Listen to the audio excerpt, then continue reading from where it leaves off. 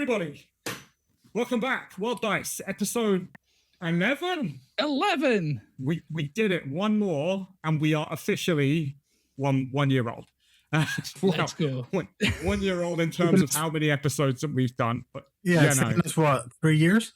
It's taken us 3 years to grow it's at one. least 2. We're heading on at least 2, I think. But it could be on at 3. So as always, we are joined here by Mr. War Games on Toast, Toastman himself. Hello. Hello, I'm back after a 3-month hiatus. I exist. Yes, he was a hermit for a while, but then he came back and won a couple of events, and it's annoying me. We also have Mr. Demetrios Lord Phylax, Warcry UK himself. The legend. Hello. The legend. How we doing? The one that's putting on the events for Toast to win. Yeah. Some say it's fixed. Others say I saw the terrain at those events. It definitely wasn't fixed. It was not fixed. I mean, honestly, once again, I did try to fix it against Toast, and once again, like that time where you played Corvus Cabal on a map that had no platforms, only deadly terrain, and you took a bunch of damage and still somehow won. Yeah, man. Everyone claimed. I did more damage myself than the opponent did. Yeah. The only important prize your last wound, and you didn't lose that, so we're fine. Yeah, it was great. And of course, it's me here, also, off Meta Musings. I can say it. Yes. Woo! Boys, it's been a while. It has. I can't remember how many months it's been. Has to be at least like 4, 5, maybe even. It's been a while. Yeah. Was it start of the year? Like January, maybe? Like crazy start of the year? Maybe. Episode 10? But not through lack of will. We wanted to do it, but like, we've getting been, us three in the same room together is like herding cats. We've been 4 events together this year, and we haven't recorded anything. Yeah, and every time I'm going to bring all my recording equipment. I'll bring my tripod, all this stuff. We're going to record some stuff, and I've said this 3 times already, and we haven't recorded anything. Every time I have new equipment, it doesn't work. I get more equipment, it doesn't work again. I haven't edited a single goddamn video, but somehow I still keep getting equipment. Content creation, not even once. But you know, content creation's a nightmare, man. It is, I mean. No one blames you. It takes way longer than people think it does. Cool. I've done this like half-an-hour video. How long did that take? Like 3 weeks. Well, what is it? So I did Demetrius. Background. Demetrius ran all the events at UK Games Expo. Yes. And it was awesome. Warboss Kurgan did a fantastic job on the narrative, and I was like, I can turn this into a thing that might actually be entertaining. Maybe. The final video was 13 minutes long, and it took me like 2 weeks to make. And it was a great video too. Like, I think it was the effort. It was I really enjoyed that video. It was great. It was the best I could do with the resources that I had. Let's put it that way. Best video about a narrative tournament that I've seen. So I think it's the only video. After doing a TTS battle reports in the past, both commentated over and more live based, I gained boundless respect for battle report channels, like for 40k, right? Like massive those games must have taken like 8 hours to play and like at least 100 hours to edit. Like it would have been the amount of effort that goes into battle reports to make them good is staggering. The time investment is insane. So that's why I don't do them anymore. It was taking too much time. I have a lot of respect for what they do, though. And that video that you did, which is a take on battle reports, was fantastic. It was thoroughly enjoyable. Thank you. I would love to see more. If you could ever be try. We need more narrative. My problem is that it involves a lot of admin on the day. and I just kind of want to go there and play games. I don't want to have to, I've got to take a picture of the board state between every single turn for every single game. And then also bear in mind what things did and when things died, right? Like 90% of that was me kind of trying to recreate those games from memory just from the couple of pictures that I took. Yeah, and that's difficult. Like I remember doing, again, it was like doing battle reports, doing commentary after the fact. It's difficult to do it justice when you're going off memory and not entirely fantastic commentary like from the live, the raw footage. So it's like, man, like actually being able to recreate something that makes sense, that does justice to both players, right? Is very difficult. It's very, very difficult. I think as well, when it comes to making, like, you go to an event and we're all there and Phylax is like, say, run the event. We've played the event. We've been there since however early, because it was UK Games Expo. We've explored the expo itself. It's now like 9 o'clock at night. It's like, man, do you want to record? No. Absolutely not. Actually, I want to go to bed. It's tyrant, right? Post-tournament recordings are very difficult to do because you are knackered, you are mentally drained, and physically as well, because it's hard work. Funny you should mention that, because that's one of the things. So, like, it is an exhausting day. And I want to do a little shout out to my team, like Badger and my wife Jess, because they really supported me through the whole thing. At some point, Jess was just falling asleep on the tables because it was just such like a long, grueling day. But it's also what's come out of the events this year is exactly that. Like, there is a certain point where you have to draw a line and you have to go, right, I need to prioritize the things that I can do over the things I would like to do. And that's not something that came out of the feedback. Although, if you did attend, I do have a feedback, an open feedback thing. And if you can go in and let us know what worked, what didn't, especially if you were a new player and this was your first one, or if you don't usually go to events, like, I'd love to hear from you. I'm sure we'll put the links somewhere, but it's no secret. Everyone's seen me like attempt to jury rig some system to try and record the games. And every time, as I said before, I have a little bit more equipment. And every time something happens, and I just kind of spend quite a lot of time trying to set it up, and it just doesn't work. So one of the things that I've kind of decided is, if I'm going to be recording things, I think I'm just going to pull the plug on like streaming the games, because it's just so difficult. I've managed to sort the issue of power, which is always like a concern. I managed to get like this big power station that runs everything for hours. Excellent. You still have the issue of connectivity. You still have the issue of storage. You still have the issue of having to plug everything in and it having to work, even though I'm running around and, like, you know, being an active judge, taking pictures of the event, you know, preparing for the next bit, making sure that all of the prizes, everything is out and laid correctly, and anything that comes up that I'm around for it. So yeah, this was the one that kind of I don't want to say broke me, but like, it definitely got close. Burnout's real, right? Like, yeah, especially on this one. Like, you know, it's no secret that we had a lot fewer people this year than last year, and obviously the first year that you are in a big event, you're gonna have like a big influx of people. We were also the middle event in a sandwich between two Warhammer World events.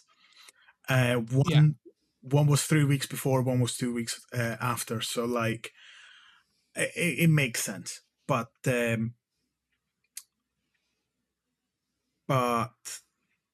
yeah, that meant that I had a lot less to work with, and a lot of the prizes and a lot of the little bits and bobs that came with, I had to do myself, which meant that the 3D printer went brr. I did a lot of design work. I learned a lot, but all of the prizes, all of the trophies, all of the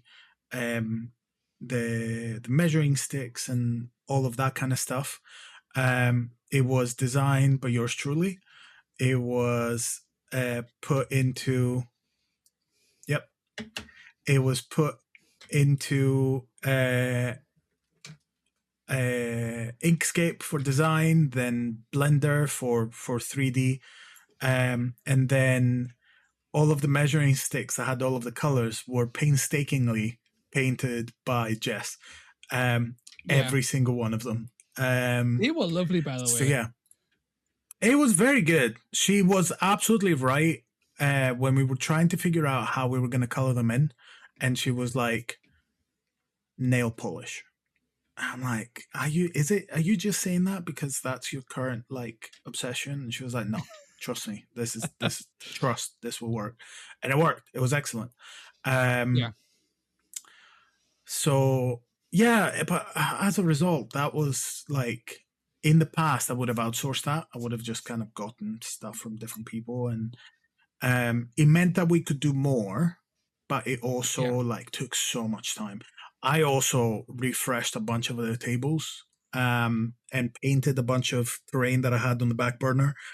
And I've got more to do for Tabletop Scotland. So yeah, it was a lot. This one was really a lot. And don't like, I think like one of those things you look at, not to poo-poo any event that's community ran is incredibly difficult, right? But Warcry is a very terrain dense game. And it can be difficult to get sufficiently terrain dense boards when you've got a lot of players, right? Do not underestimate the sheer quantity of terrain that was on these boards. Diverse terrain. There was all kinds of themed boards, and they were stacked. There was so much there, and it made actually playing the game an absolute joy.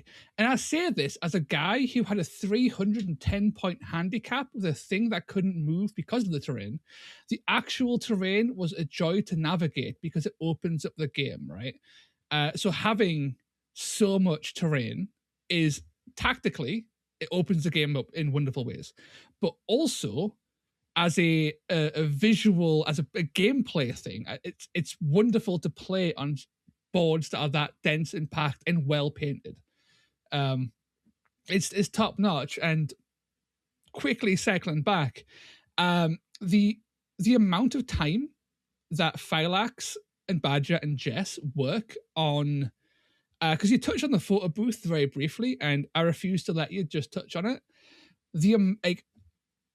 The event happens, we play our games, and then we go for a break. Okay, players go for a break, we fuck off and do stuff, right?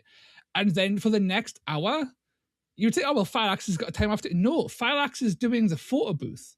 So he's taking the highest quality photos you've ever seen any Warcry warbands be taken in.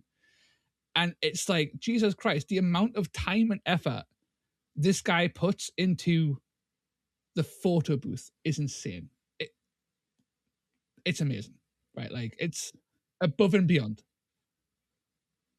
But from a content creator standpoint, I can happily say no one cares about who won. People barely care about what people were playing. What people want to see is exciting lots. Yeah. And that's basically it. Yeah. I mean, the whole thing comes from my experience and background in competitive painting, like going to like painting competitions and like being able to see. Because the thing is, Ash came through, I think, on the narrative and left with best painted. and Ishak took best painted on match play, as Yes. we figured out eventually. But those warbands, if you just took a picture on the phone under like the convention lights, which I'll be honest, I really did like that in that room it was like actual sunlight coming through the top, which was incredible. Wouldn't have seen sunlight that entire weekend otherwise. But it feels disrespectful to not do that, to not get good proper photos. And it's the layout. It's a background, it's proper lighting, not expensive lighting, just bright, a decent camera, and just dialing in the settings. And people will see, like, I was playing around with the settings and they're not as crisp as I would like them, but like every time there is a little bit of improvement, both in the equipment and in the setup.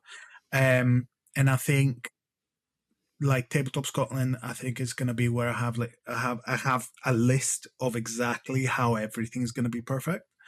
But again, like a lot of that has to do with putting the focus in the things that I really want us to excel. And if I take away the stress of like streaming, then I can focus on all of these things a lot more, because I had to break down the streaming station to turn it into the photography station. And then I had to swap around the various settings and this and that. And that's where a few of the things, there are a few of the models, like for example, when I was setting up your Tomb Kings, there is one of the riders is a bit too far forward, slightly out of focus. And I only noticed afterwards. And I was like, just the little things.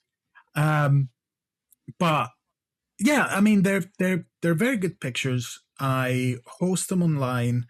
People are more than welcome to use them for their own stuff, because I've had people message and be like, "Oh, is it okay to?" I'm like, "It's your warband. Like, I took a picture of it, but it's your warband. Do whatever you want with it." So yeah, and I host them, and I will continue to host them for probably the foreseeable, like as long as I can. So and photography is a skill, right? Like, I take pictures of my models for Patreon and for posting on YouTube and stuff. I can't take pictures for shit. My stuff comes out looking terrible, my stuff comes out garbage, right? It's and then I take that warband to an event. I get a professional glow up by Phylax and the team. I'm like, dude, look at this warband. It looks snazzy as fuck. Yeah, wait, I can paint. Put it with pride, right? Side by side comparison. Before and after. My photograph, Phylax's photograph. It's great. And I don't think, Demetrius, you should be too hard on yourself with the numbers that turned up. You said already, it's sandwiched in between two Warcry events. But the specific problem of running a UK Games Expo is that you need to have an Expo ticket. So it's basically going to be the most expensive event that you are going to go to that year. You need the time to be able to go around the Expo. There's parking, but parking isn't exactly the cheapest thing at UK Games Expo if you want to park yourself.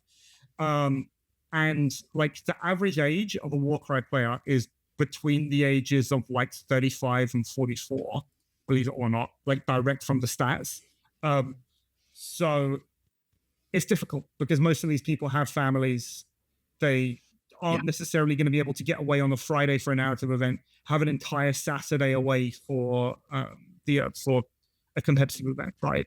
So I'm not surprised that the numbers weren't where we wanted it to be. And again, you had one word on either side. And I said this to you at the time, I don't no compulsion in not saying it, that if I had to choose only one event to go to, it would have had to be the Warhammer World event, because I have to be shown to turn up when Warhammer World does it, because they own the game.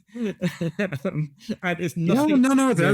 It's nothing to do with your events or whatever. But if there's going to be 3 events in like a month, I can only go to one of them, the Warhammer was one. It's the one I have to go to, almost. Yeah, and that's fair, and I understand that. I don't like for me, it just kind of explained why the numbers were Yeah. lower, but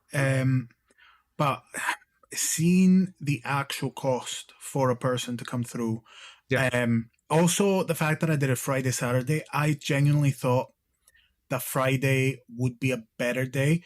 And I will say, we got more people this year on the narrative, which is excellent because, as you've said, both the amount of effort that Saul puts into running and like building his narrative campaigns, and then on top of that, the very custom terrain, because Friday and Saturday had different sets of terrain. Friday was Saul's custom, like piratey themed, They like were all locations, actual physical locations on the map that you could go to, and each one was customized for that location. They were. It was just really excellent, really custom stuff. Mine's a lot more kept still modular, so I can move them around and I can make all different kinds of kind of matched play stuff with it. But yeah, I'm really happy that all of that time and effort got more eyes on it. Like obviously your video as well drew a lot of attention to it, because I do think that it is, if you play Warcry for Warcry and for the love of the game rather than the competitive spirit, then that's the event to go to. And yeah, I'm really happy that we had more people on the first day, and then the second day still had a good showing for a UK tournament. So I'm not, I'm not super disappointed. But I will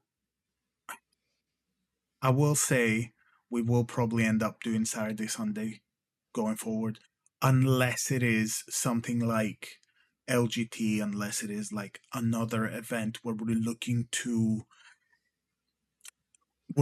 catch players that are not going to be on the regular like Saturday, Sunday. Not to mention as well that Warhammer had like a big ticket event for pretty much all of their systems Friday, Saturday, Sunday. So that was an extra thing. I think they had Underworlds, Kill Team, AOS, and 40K. Yeah, and Warcry is like, as I think we'll get into in a little bit, Warcry is a lot of people's second game. Yeah. Right? So if someone's going to go to a massive event like UK Games Expo and they play Age of Sigmar or 40K, more often than not, they're going to pick their primary game, right? Yeah. Which leaves Warcry a little bit on the back burner, which is another potential hurdle. But that's not to say that the event didn't pull numbers, right? Like, if you was over 20 people came to the match play, right? I think I had 17 tickets, so we had a few extra bits and bobs. Let me see.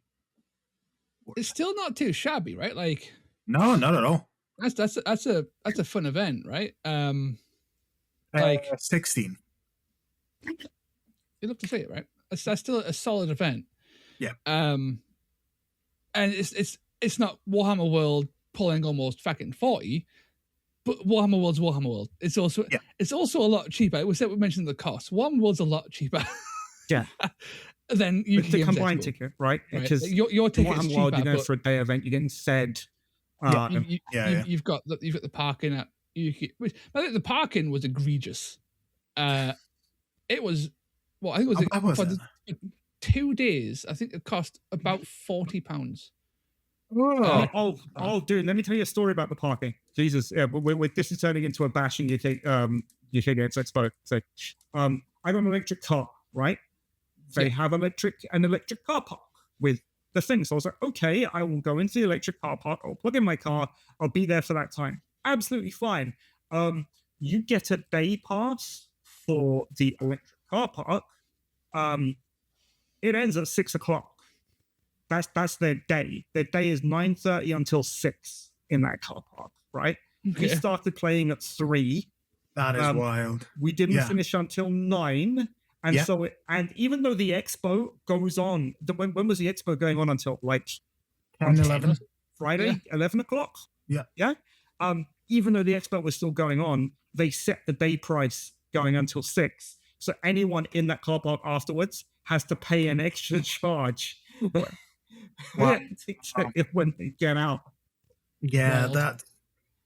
that is annoying. There were a bunch of little convention frustrations. Yeah. I will say. The bird And that flew out the sky. Oh, there's a bird. We did have an omen where a magpie just slammed dead in one of the tables. It just fell out the And we sky. had to deal with that. Yep. Poor thing. I think Jess took it out to the Vikings, who gave it a funeral pyre. Yeah.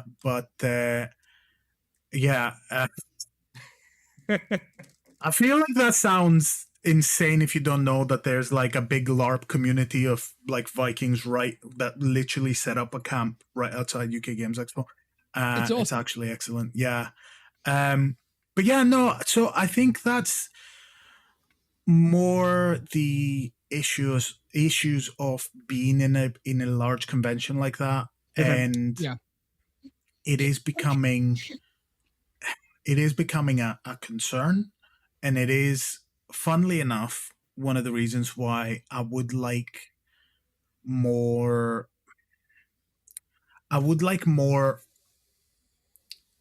like bespoke events. I would, as much as going to UK Games Expo, going to Tabletop Scotland, going to all of these events, like the reason why I started doing that, the reason why I got in touch with people and was like, I want to run your event, and we did it with obviously all of these events. We did it with UKTC, who have been lovely, and whenever they have space, they will try and fit us in. The reason is to get eyes on us and to be like, hey, it is happening, which, you know, it happened for us for UK Games Expo. Like, I think Valrac picked it up at some point. Yeah, and we were charging like a lot less than GW, which I was like, UKTC. That one was big actually, because there are a lot of people who came over, especially like a lot of the Kill Team crowd and all those guys. They were like, "Oh, I didn't even know that you ran events for Warcry." So that's it, right? If you have a visible event at a thing where other people are playing tabletop war games, people see, oh, something's going on here. Something's happening. And that's the main reason. But it is over time, like as we're getting like our regular crowd moving to events where you have like a specific venue, you can control the price.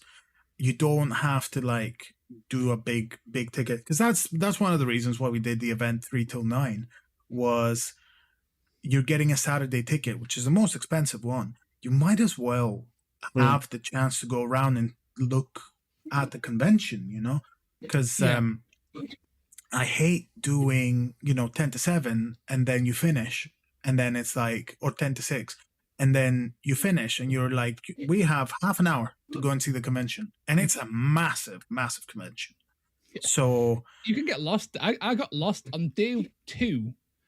I got lost. I couldn't find my way out for an hour. I got completely lost. I was going in circles trying to find an exit, and I was like, "Oh, more cool things over there," and I was just gone, just vanished into the crowd. It was awesome. Yeah, no, it was excellent. It was excellent. On the other hand, for like on Sunday, Sunday was our free day, so we got to like go around and actually look at the convention, and we had to be like, me and Badger had to be like, right, we're going there, we're going Malediction, we're going Drowned Earth, and there were a couple of other games that we checked out. And it was nice to talk to like developers that were like, oh, here's how we support people running tournaments for our game. And here's the stuff that we give them, and here's the stuff that we give them to give to their players, and here's how we support the scene. And I'm like, this is so nice.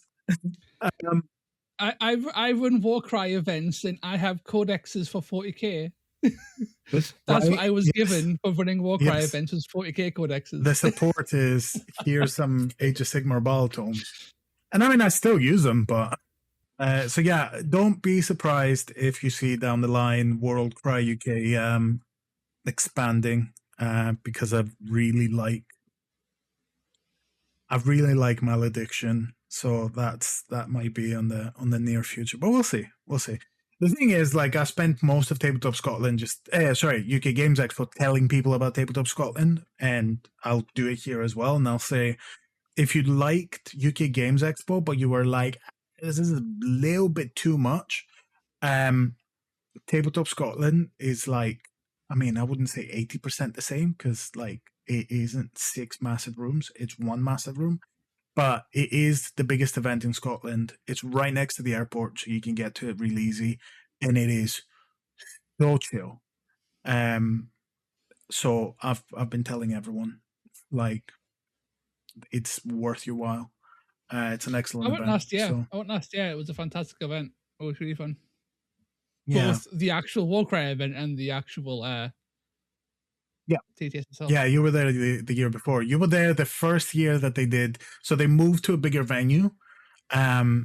So what they did was they moved to a venue that's right next to the airport, and it's massive. It's just a massive warehouse, and it's one of the few convention. Usually, you go to a convention and it's so many people that it's like roasting just because of the sheer amount of people.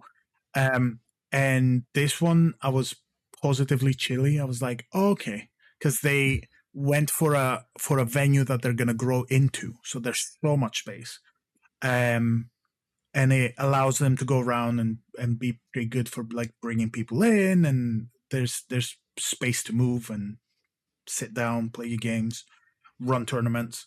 You know, it's all excellent. This year we are running the twofer again, and the narrative is completely Badgers. So he sent me the draft. We will have the tournament packs out in like plenty of time. Still not sure if I'm doing kind of feeder tournaments, so keep an eye on the website. But yeah, the narrative is a very, very cool custom one. It's going to have like custom terrain, decks of cards. It's going to be really cool. I'm not saying any more because I don't want to give it away, but we're playtesting the missions at the moment. It's very cool. It's very cool. It's called Last Bastion, and I'll leave it at that. I'm stoked for it. And more, I think as well, the narrative event at UK Games Expo was so much fun. And I think we've talked about it before as well, that there's definitely scope for more narrative events for Warcry. And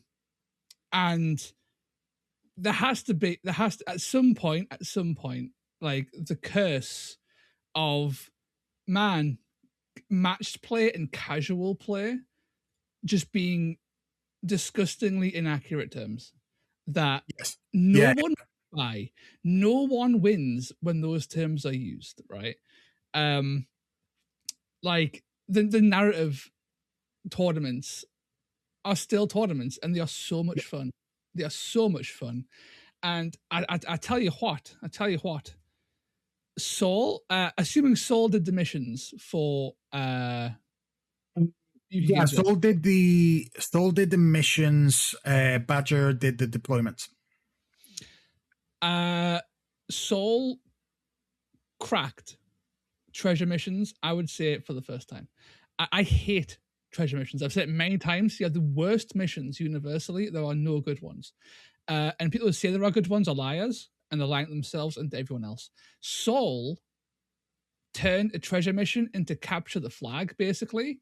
It was the most fun I've had with the treasure mission. It was so much fun. It was such a unique way of playing treasure missions. And yeah, like, I don't know if that comes from trying to make a narrative mission that turned out to be awesome, or if there was some sort of like matched play source in there. I don't care. So much fun. I want more of that. I want more funky missions made by funky people. Yeah, I And mean, that includes that's Badger. That includes Badger as well, because Badger well, has that's done many missions. The first Badger pack as well was fantastic, and was also very thematic. It was competitive focused, but there was so much theme in those missions. It was so much fun. yeah. And I mean, More of for it. the match play, he basically just went, "Hey, I need treasure missions because they don't have any treasure missions in the match play pack." And he took the missions that we've ran them quite a bit. It's the 2 treasure missions from the Defiant pack, the Badger's first pack, and then what I loved is he took them, reworded them, and just kind of adjusted them so that they fit with the match play pack, so that Yeah. adding them in will not disturb the victory points. So Yeah. what you can score, how you can actually get points and stuff like that. I usually do strength of schedule because I see it as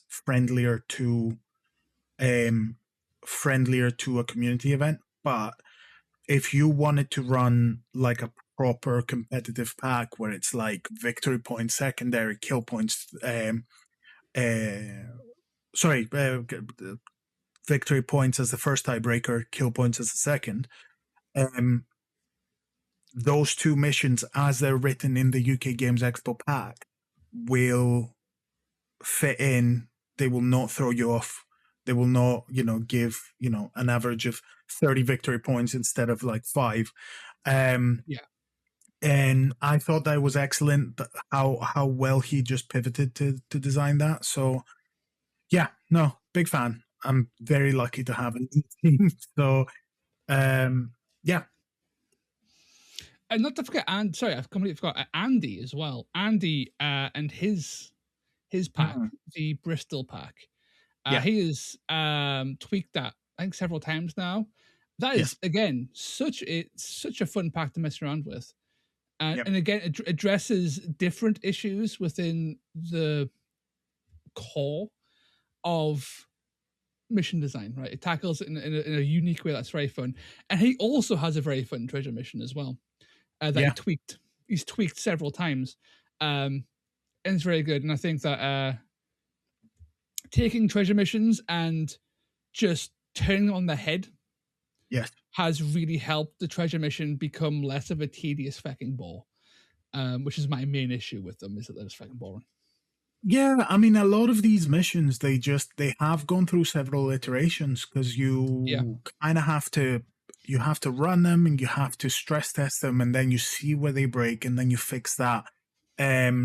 The mission with the vials, I genuinely think that was the most I've seen a mission improve from version 1 to version 2. Like it just went from, I mean, the version 1 wasn't bad, but it was very, there was a way to cheese it.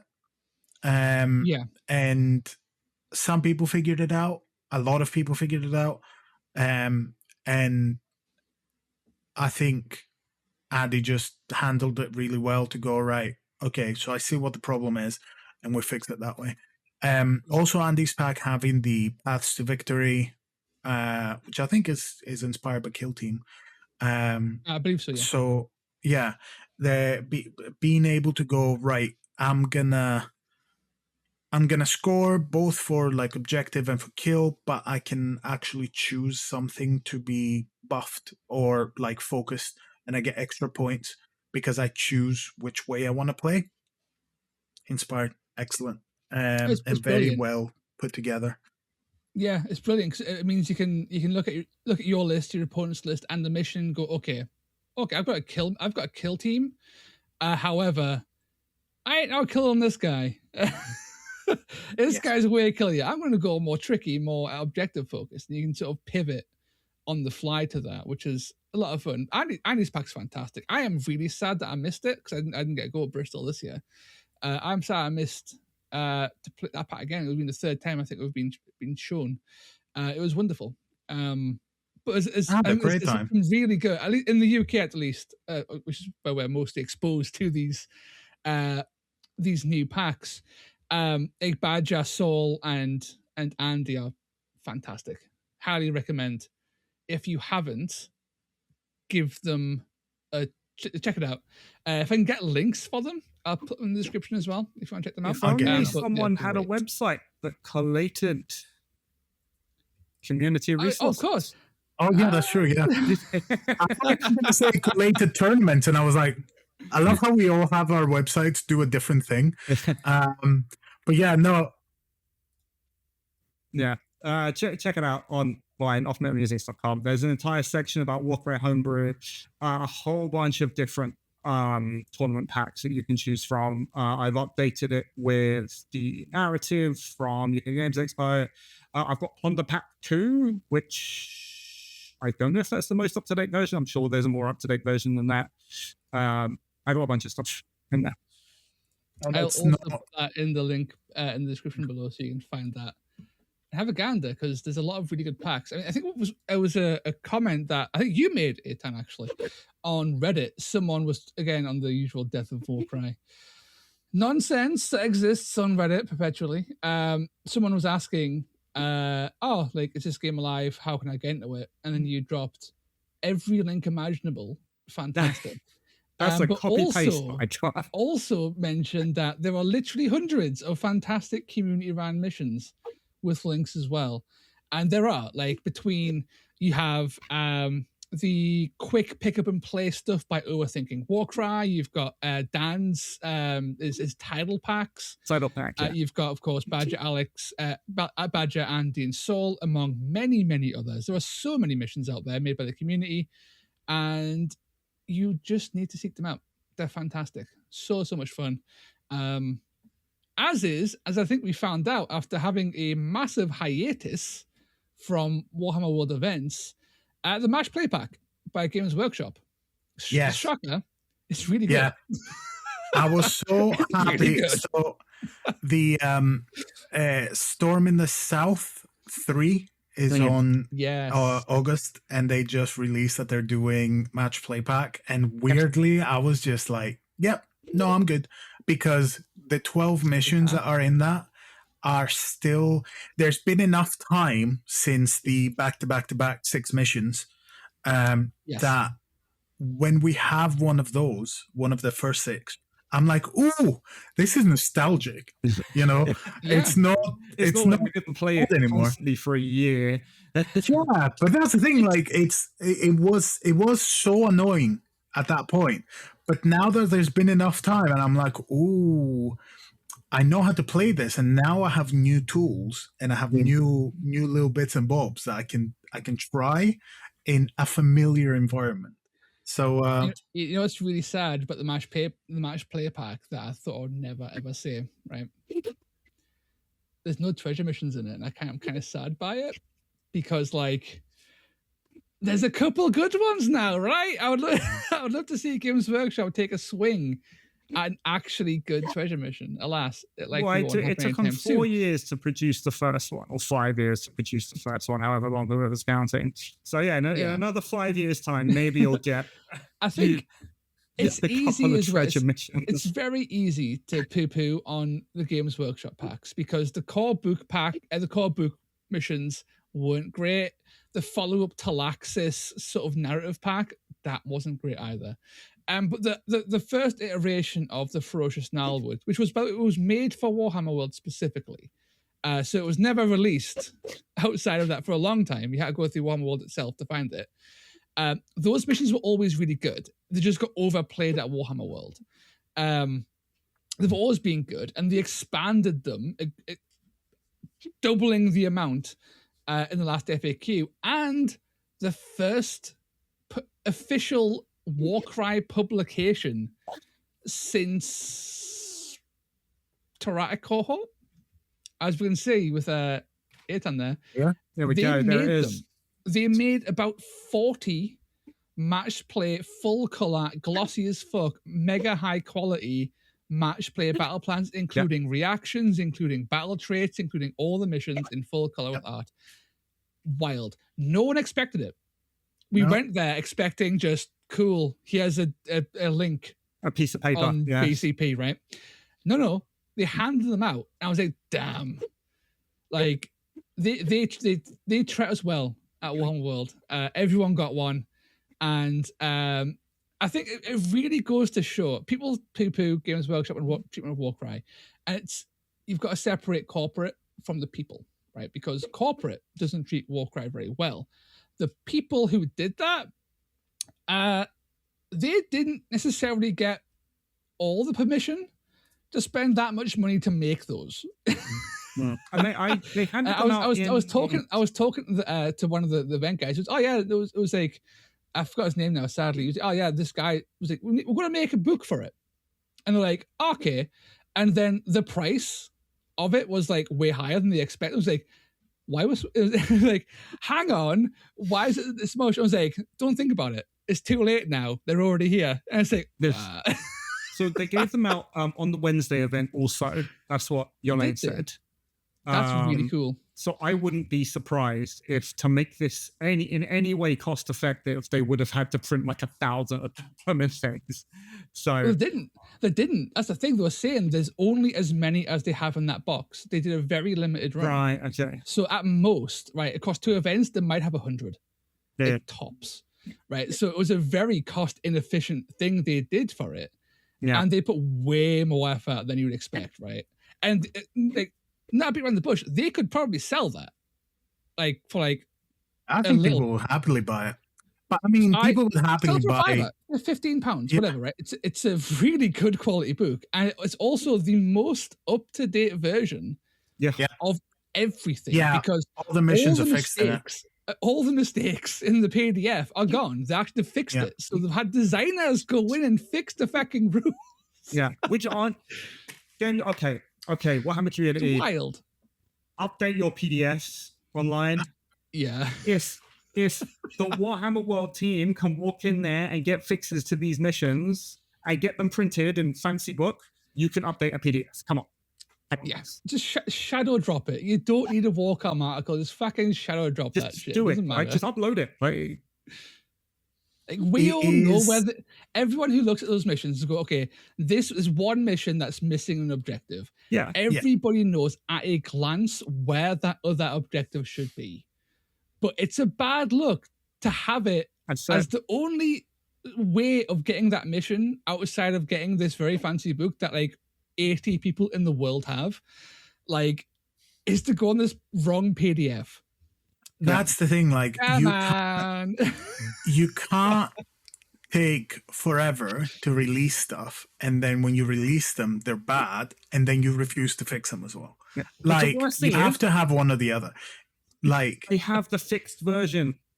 No, but like, what I mean is, either release it, if you're not going to be going and fixing PDFs, release them, make sure you get them right the first time. Sure.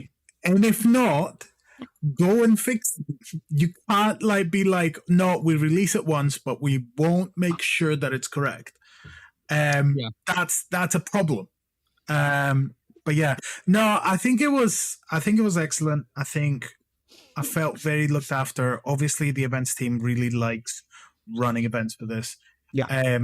There is a lot of love, as you said, maybe not from corporate, but there is a lot of love internally for Warcry, as you should. Yeah, we've talked to all kinds of people when we've been at all these events. We know that the design, Age of Sigmar design team we know there's a lot of internal love in the design team, in the events team for Warcry. It's just not necessarily supported as well as you'd want it to be by corporate. But I imagine one of the only reasons Warcry is still, one of the reasons Warcry is still supported is because there's such a dedicated internal team who want to see the game continue.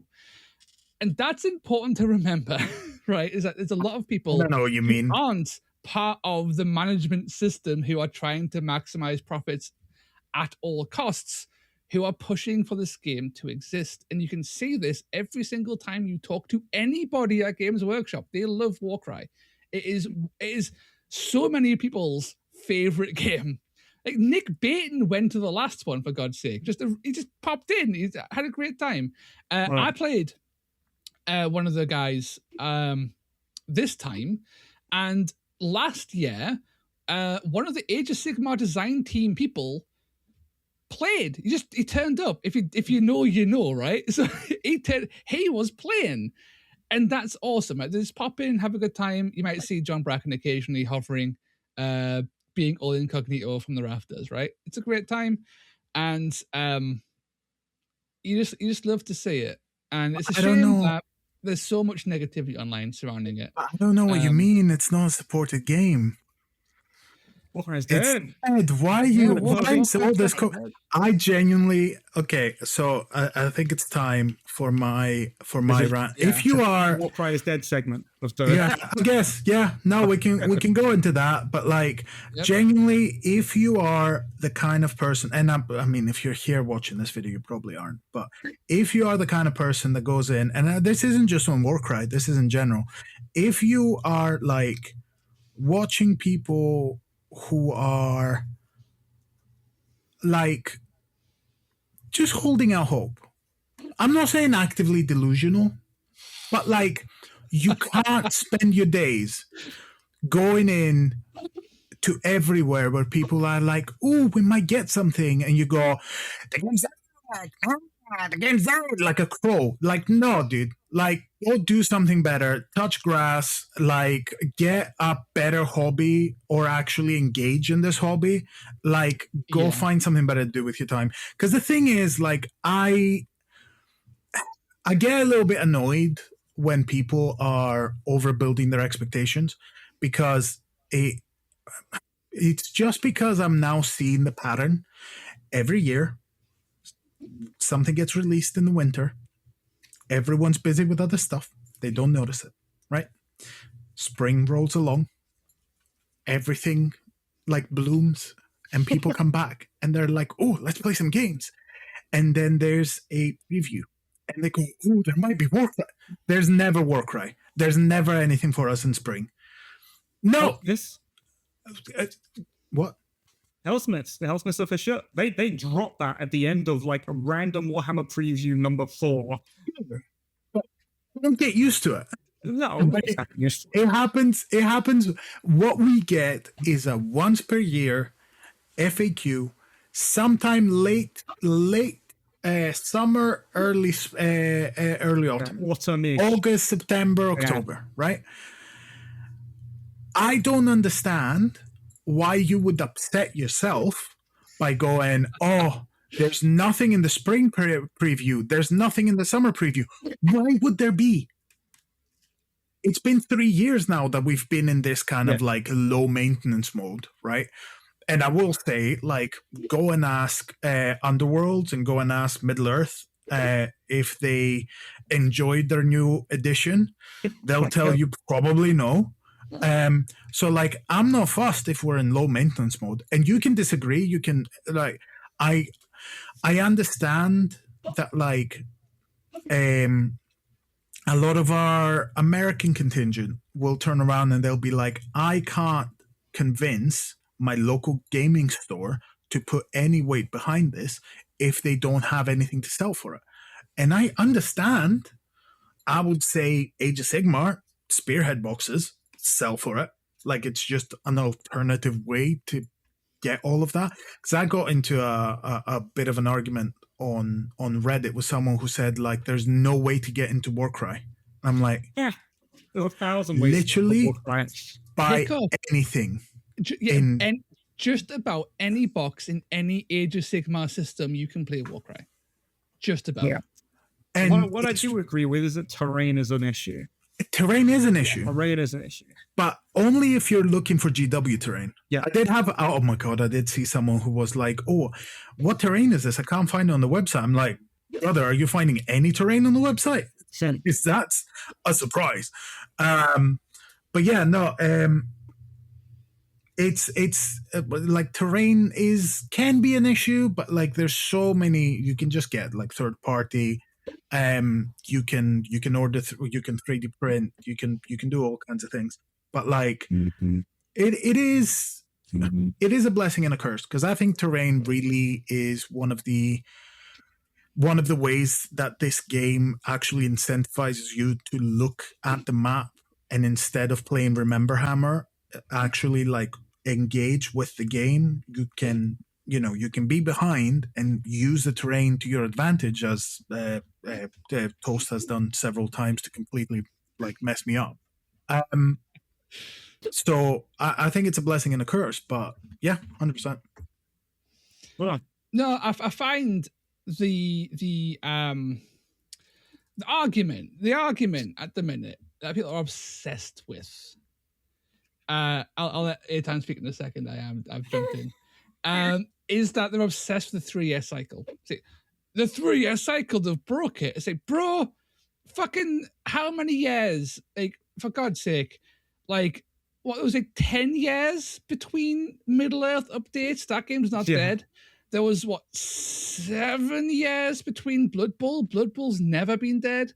There's, 5 years between this and that. Fuck off. The massive games, they 40k AOS, they get the 3-year release cycle, right? Get off that fucking horse. It's not on that cycle. It will come around eventually because it's not. They are making sure you are aware as much as possible without any Warcom support. The game is alive, because if they wanted it dead, they would discontinue it, remove it from the website, and have nothing for you.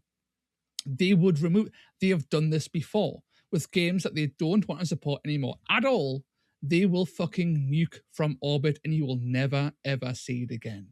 And Warcry is not in that state because they want people, they want the hold on the market, so when they do a new edition or a replacement game which will be backwards compatible, because it's wild to not do that, they can do that from there. And until then, Warcry will exist and continue because they need a game in the incredibly competitive fantasy skirmish space. Fuck off. Sorry, Aitan, what you wanted to say? That's all right. No. Right. So yeah, the problem. All right. I'm going to do a few things now. I'm going to make a prediction, which will probably turn out to be true. Yeah, big brain moment, right? So the problem with people is that they equate miniature releases with game support. And there are other ways to support a game without miniature releases. If you are, I'm sorry to say this to anyone listening, if you're a Warcry fan and you expect them to release Warcry branded miniatures this side of the new release of Age of Sigmar, it's not happening. Warcry is in the Age of Sigmar universe. They need to sort out the big game first before they do whatever they're going to do with Warcry. And that's the way that it's going to go. So we're not going to see any new Warcry miniatures for, when is it next Age of Sigmar release? Next year? Next year. Yeah. Next year, right? So next year. Yeah, definitely. You're not going to see anything before then. There's going to be a 3-4 month period after Age of Sigmar is released where they're pushing Age of Sigmar into everybody. So nothing there. So we're probably talking about if a new version of Warcry is coming or an update or whatever, likely 2028. Probably. Yeah, if it's coming. That does not mean that the game isn't supported, because as long as Games Workshop keeps releasing FAQs and updates, putting every model in the kitchen sink into the game, that means that we still have things to play with, and we're basically still supported. You do not need a bespoke Warcry warband in order to feel supported. No, we've said many times before, right? Is that if you want more product to buy that is Warcry branded, right? I get it. Okay, I get it. But there is also 68 factions in Warcry. Yeah. Okay. There half is of them product are bespoke warbands. And half are bespoke warbands. Right. There is I can say with absolute certainty there is something in the game you haven't experienced yet from what is currently there. Okay. And you can play that. You can play that. Have you experienced how bad Demons of Khorne are? Yeah. You have not lived. If your whole experience with Warcry is, but what product can I buy? My guy. That's a you problem. Yeah, you Yeah. have to look inward a bit there. I will say that even with Demons of Corn, right? and a big shout out to my boy Vangs in Edinburgh. He Bangs, man. plays them all the time, and he does. does it. He does it to prove a point, and he has a good time. And you know how good a time is debatable, but like you can still, Yeah. if you want to do it that way, you can still play them. They're playable. They're not super fun, but Yeah. if what you I used want, them as an example, right? yeah. No, but that's what I mean. Like that's the game, because it's so rare. We do this all the time, right? We will take things to tournaments just to see how they're going to do. I mean, master of it. I mean, you're named off Meta Musings, and Toast has done Road to Gold, where he takes the weirdest shit, like Mr. Corvus Cabal before it was cool, right? So, like, I keep telling people, Warcry is my main game. I know for a lot of people it isn't, but for me, I pretty much, it's 90% of what I play. I've been playing this game since the last Tome of Champions, which was first edition, just before, like maybe 6 months before second edition. I have not stopped playing this game. I still have. I wish I had the numbers from the survey, because I sat and actually counted what I had. But I have more than half of the warbands, and I still have like 5 or 6 that I'm like, okay, here's my short-term projects and here's my long-term projects. Because there's always something interesting. There's always something more to try out.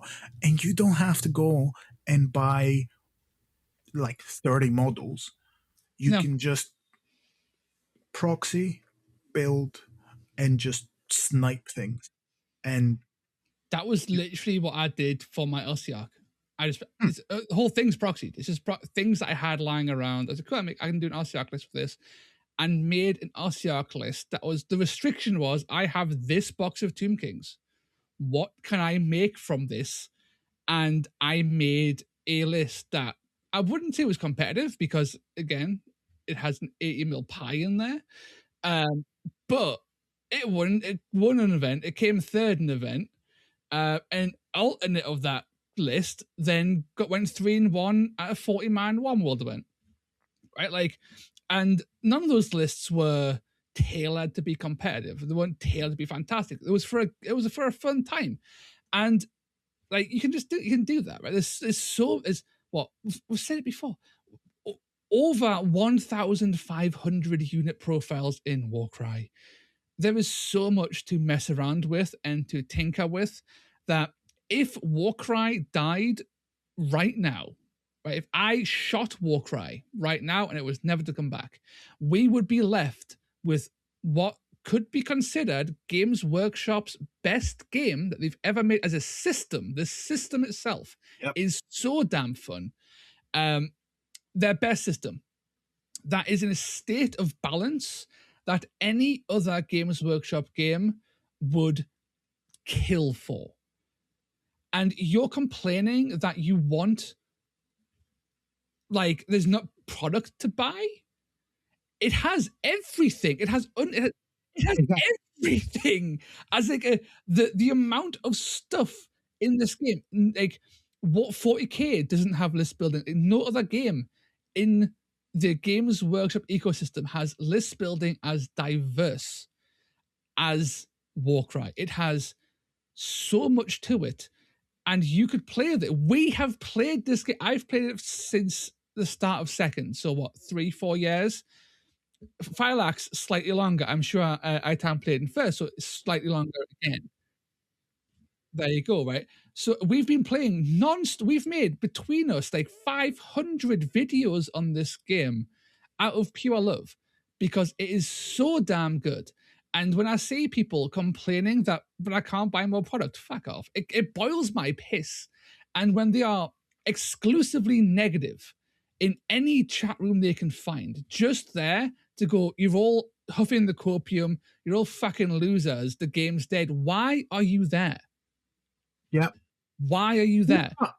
Like I understand it's difficult, the frustration of it's difficult to get my pals into this because yes, unfortunately it is the kind of thing where people who are not invested, I say this all the time, Warcry has never suffered from anything but an optics problem, because there is never a player who's like, oh, I tried Warcry and it wasn't for me. Unless, and that's again like a very small percentage, will go, well, we played 2 missions and they were like, I was just completely messed up by the mission. I'm like, excellent, play match play. It's a lot more balanced. If you don't like playing casual and you don't like the swinginess of it, just play match play. And then open everyone's on the same footing. It's not casual, it's open play. Oh, yes. It's open play. Whatever. If you're drawing cards, okay, I've got the you're right. The thing, right? I did the polling. I've got a whole thing coming out of where I explain that. Yeah. But yeah, it's going to be a great video. It's a very in-depth look. We've read the report already. It's wonderful. Yes. I can't wait to see the actual video of it. Spoilers. We can go into it after this if you want, but my point was just going to be, people don't know about it. People learn about it. People try it. People love it. Yeah. All the people that are, or the majority of the people that are found to be that unnecessarily negative is usually 40k players that are like, why are you not playing 40k? Or it's in general, even if it isn't like 40k players, it's people who are like, they see games quite tribal and they're like, okay, well, I don't understand. Stop playing that game. Come and play mine. And why don't you just play Kill Team, bro? It's way more popular. Same thing, right? Just Kill Team. I run a daycare for dads and rehab center for burnt out Kill Team and a just ignore 40k players. That's what I keep saying. I find truly amazing about Warcry. I've played many skirmish games in my time, many recently, like in the past year or so, just to dabble and mess around with things in that space. There's nothing quite like Warcry. It's very difficult to find. You can find games that are more complex. You can find games that have comparable terrain rules and whatnot. You can find lots of skirmish games in the fantasy space. However, none of them are as easy to teach, are as quick just to pick up and play at a runtime that is accessible to practically everybody. Right? I love Malifaux. Malifaux is one of my favorite systems ever. Those games go on for like twice the length of a Warcry game. I can't fit it in. It doesn't fit into my schedule as a dad of 3, right? And Blood Bowl has the same problem, right? Blood Bowl is quite a lengthy game. It's longer than Warcry. A bunch of skirmish games add in so much more complexity on the rules side, and that adds length on the gameplay side, whilst Warcry is so beautifully light on the rules overhead that it means the games are slick as butter to play. And that's not to say there's not depth to Warcry. Warcry has so much depth, but it comes from the rule set getting the fuck out of the way. Yeah. It's not there to burden you. It's there to set up these incredibly tactical games that are a joy to play, and you can finish them in like half an hour to an hour and a half at the most. Like, they are quick and satisfying and fantastic, and I haven't found a game yet that hits that balance. And there's a reason why Warcry is the only game Games Workshop's ever made that's won awards for being fantastic. I will say, like, and Badger's gonna love this, but there is like a big thing in tabletop spaces right now about accessibility to games and how it has various dimensions. There are various dimensions in accessibility. Time is a big one. Money is another big one. Complexity is like a very important one. And Warcry is in the nexus right in between all of that because it's fast. It's not super easy to get into, yes, but it isn't difficult. If you're already in the ecosystem, there's no other game. There's no other game that will allow you to get into it easier. And to get into it, all you need to do is like buy a box. Terrain, obviously, notwithstanding, but you buy a warband and everything's free, and you get into it. You put a couple of boxes in the way, and then that's you. You know, you just make a few things out of cardboard, and you're good to go. You can teach any friend. You can teach your children because it's like easy to get into, but you can have like a really difficult, like cerebral game, and it's all to do with working around your terrain, using the actions, very few gotchas. Yeah. Accessibility I can think of one gotcha in Warcry, and it's not even that egregious. It's in one faction occasionally. My dead body. Yeah. Well, yeah. But the thing is, like, a lot of these things is what I keep telling people. Your warband will have 6 abilities, and you will tell your opponent. And it's a lot easier to be like, hey, I can do this, this, this, and this. And then the gotcha comes from, I have 37 rules. You've now activated. I don't have enough time to tell you before the match, so you better know these. And then if it comes up, whoops, your guy's dead, right? That's never the case with Warcry. It's like, shit, I've caught myself in a position that isn't great. Well, your opponent might still roll shit. You know, you might get away with it. You might be able to like manipulate the situation and do a different play, or you can pivot. Like, there's all kinds of things that you can do. So, yeah. I think there's real propaganda, right, from Big Kill Team. Okay, that's where it comes from. Big Kill Team. Okay, propaganda around Warcry being too random, and it's something I hate as a talking point because I don't think Warcry is too random actually. Because if Warcry was as random as people say it is, because the one dice system, right? Oh, you only roll dice once, and there's like no wound rolls or armor saves. It's so random, bro. It's like, yeah, but like, how is Itan won like 25 tournaments back to back? Come on now. Is that really random? Or is that like, is there actually like layers of skill that supersede the randomness? I joke all the time, just roll 6s, bro. Okay. It's all a ruse, man. There's layers of lies I spread to hide the fact that I'm an absolute killer player. Got mad skills, bro. It's not the luck, it's the mad skills. It's my favorite. It's my favorite thing that Rob ever said to me.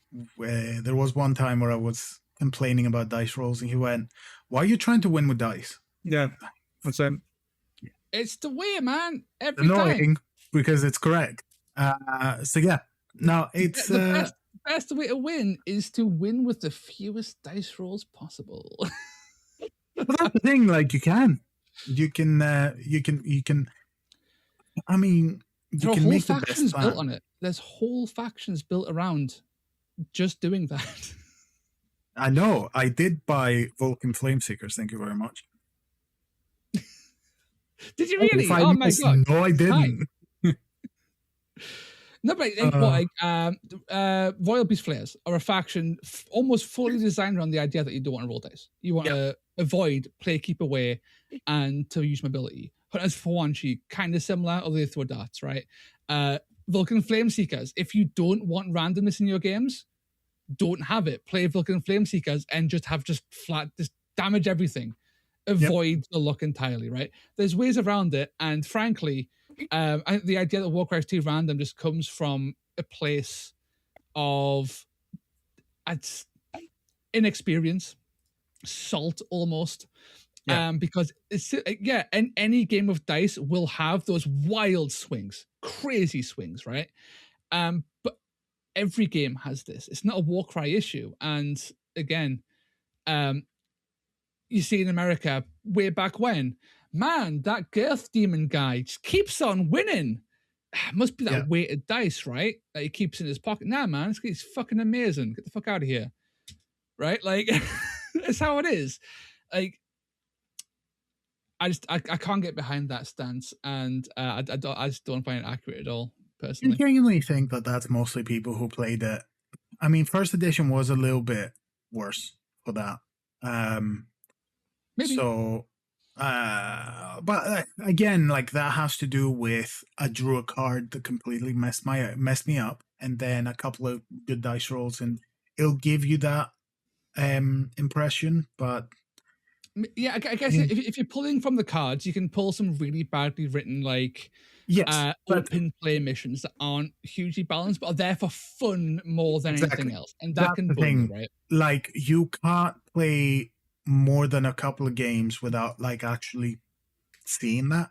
So, yeah. Yeah, like almost every playgroup that uses the cards has some kind of homebrew rule in place that says, no, we're not just going to draw from the cards. We're going to draw 3 cards. We're each going to get a veto. We're going to mulligan however many and whatever. Because nobody wants to play the mission that is, it's not match play. If you're new here, it's not match. This is one of the open play fun missions. It's a mission that I remember because it was my first ever game of Warcry. And it didn't actually sour my experience, but it would if I ever do it again. And it was one player takes 2/3 of their warband and doesn't get to use it. Yep. And the remaining third of their warband has to survive for 4 turns. Yeah. 3 or 4 rounds. It was the first edition mission. It's also in second edition, by the way. I'm pretty sure it's in there still. It is a fun mission when you play it once and you are new to the game and you are just messing around. It's super thematic. It's great. You don't want to pull that mission if you are there for like a solid just game of Warcry. That's just like, let's rack up, play. You don't want that one. You want to play with your toys a bit, right? But even that mission, which obviously is probably the worst mission in Warcry, has its merits as well. You're going to veto it though, and you should have a system of like, nah, man, fuck that card. Whoop, let's get another one. And the cards themselves even have rune marks on them, telling you these ones are more better for a match play for like they're balanced. They're more balanced. Appropriate. Yeah. There's fun missions. Yeah, they're not necessarily match play, I don't think, but they are like, these are more balanced for a more balanced game, and you can just use those ones, right? There's ways to it, and I guess you could, yes, in that sense, maybe Warcry is, if you're going purely off mission cards, can be a little bit random, but you don't need to run twists. You don't need to do that, right? These are optional rules, and people forget that back in my day, like the first page of the 40k rulebook said, man, this is a rulebook, but it's more of a guideline. If you don't like something in this book, fuck it, take it out. Just don't use it. And it's like, yeah, man, like if you don't want to run twists, don't do that. If you don't want to run certain missions, don't do that either, right? Like you are the fucking you lead your own life, my guy. Don't listen to the cards. Like do what you want, right? It's fun. But touching back on dice rolls, the one dice roll system in Warcry, if you're coming from 40k, Age of Sigmar, any game like that, it is a godsend. I played Orcs for the longest time in 40k. I've rolled thousands of dice a game. It is, and nothing happens. You're playing Orcs, right? There are games when you roll thousands of dice and fuck all happens. I've went to events. I've run tens of thousands of dice over an event, and nothing happens. And it is tiring, right? And it's like, it is tedious. I get to roll to hit, I get to reroll, get to roll to wound, get to reroll. You take your armor save, then you get your rerolls, then you feel no pains. Jesus fucking Christ, endless. And Warcry, bro, I get 4 attacks. Shabam. You're dead or you're not. And that's it. It's so quick. It's so quick. And the game just moves on. Next guy, let's go. And it's just, it's a joy. It's a delight. It's like, when you realize the vast majority of 40k is you picking up fucking dice and re-rolling them incessantly. And it isn't the strategy, it's not the tactics, it's rolling the fucking dice. And you play a game that goes, nah, fuck dice, bro. Well, at the end of the day, absolutely all you're really doing, well, regardless what system you're playing, everything, all those dice that you roll, you're just coming to a number at the end, right? Yeah. Warcry shortcuts all of that and just says, all right, there's going to be 1 dice roll to get to your number. Other games, we're going to roll 1,000 dice to get to your number. And rolling more dice doesn't necessarily mean that you have more agency over what's happening. Yeah. All it means, and like having like thousands of dice rolls, like this, my main gripe with like what's happened in Kill Team, for example, is that the number that you see on a weapon that says this is the amount of damage it can do, it's gone from, oh yeah, this is a rough guideline as to what it can do, maybe you'll do that, maybe you'll get through the armor, whatever, to I have so many rerolls and you've got armor with rerolls and there's so much damage mitigation, blah blah blah blah blah. So outcomes are guaranteed, and when outcomes are guaranteed, like you have no agency over the game, regardless how many dice you're rolling. If we use York example, I'm going to roll 1,000 dice. Okay, I hit on a 5. I reroll. Okay, that effectively changes my to hit statistics for 4+ for a 5. Did I need to reroll the dice, or could it have been just a 4+ in the beginning? Then I need to roll to wound. Okay, so I'm wounding on 5s, let's say. Oh, but I get the reroll, or I reroll ones, blah, blah, blah, blah, blah. And like, you roll all your dice, it doesn't mean that you have, like, yeah, sure, it feels good to roll all these dice, but at the end of the day, you're still just coming to a number where you kill 3 space marines. Yeah, so I come from a video game heavy background. It's what I worked in for most of my fucking life. And one thing I hated in games was big number syndrome, right? So you see it in like Hyperdimension Neptunia or Disgaea, right? And you start that game, kaboom, he has like 25,000 damage per hit. The fuck does that mean? It means nothing, but it looks cool. It feels cool. You feel like you're doing something, right? You then jump to Dragon Quest. And in Dragon Quest, you're spending like the vast majority of a game of like a full run of Dragon Quest in like the double digits of damage, maybe triple digits. You ain't hitting 1,000. It's not happening, right? You're maybe hitting like 150 tops, right? And it's like, damn, it feels way better to grow in that sense when the numbers are smaller and more tangible. But when you're rolling, when you're hitting for like a trillion bajillion damage on like a fucking slap, it's like, fuck off. It means nothing. It feels like nothing. It feels like it's just a cheap sort of like dopamine hit. And I feel that a lot with 40k.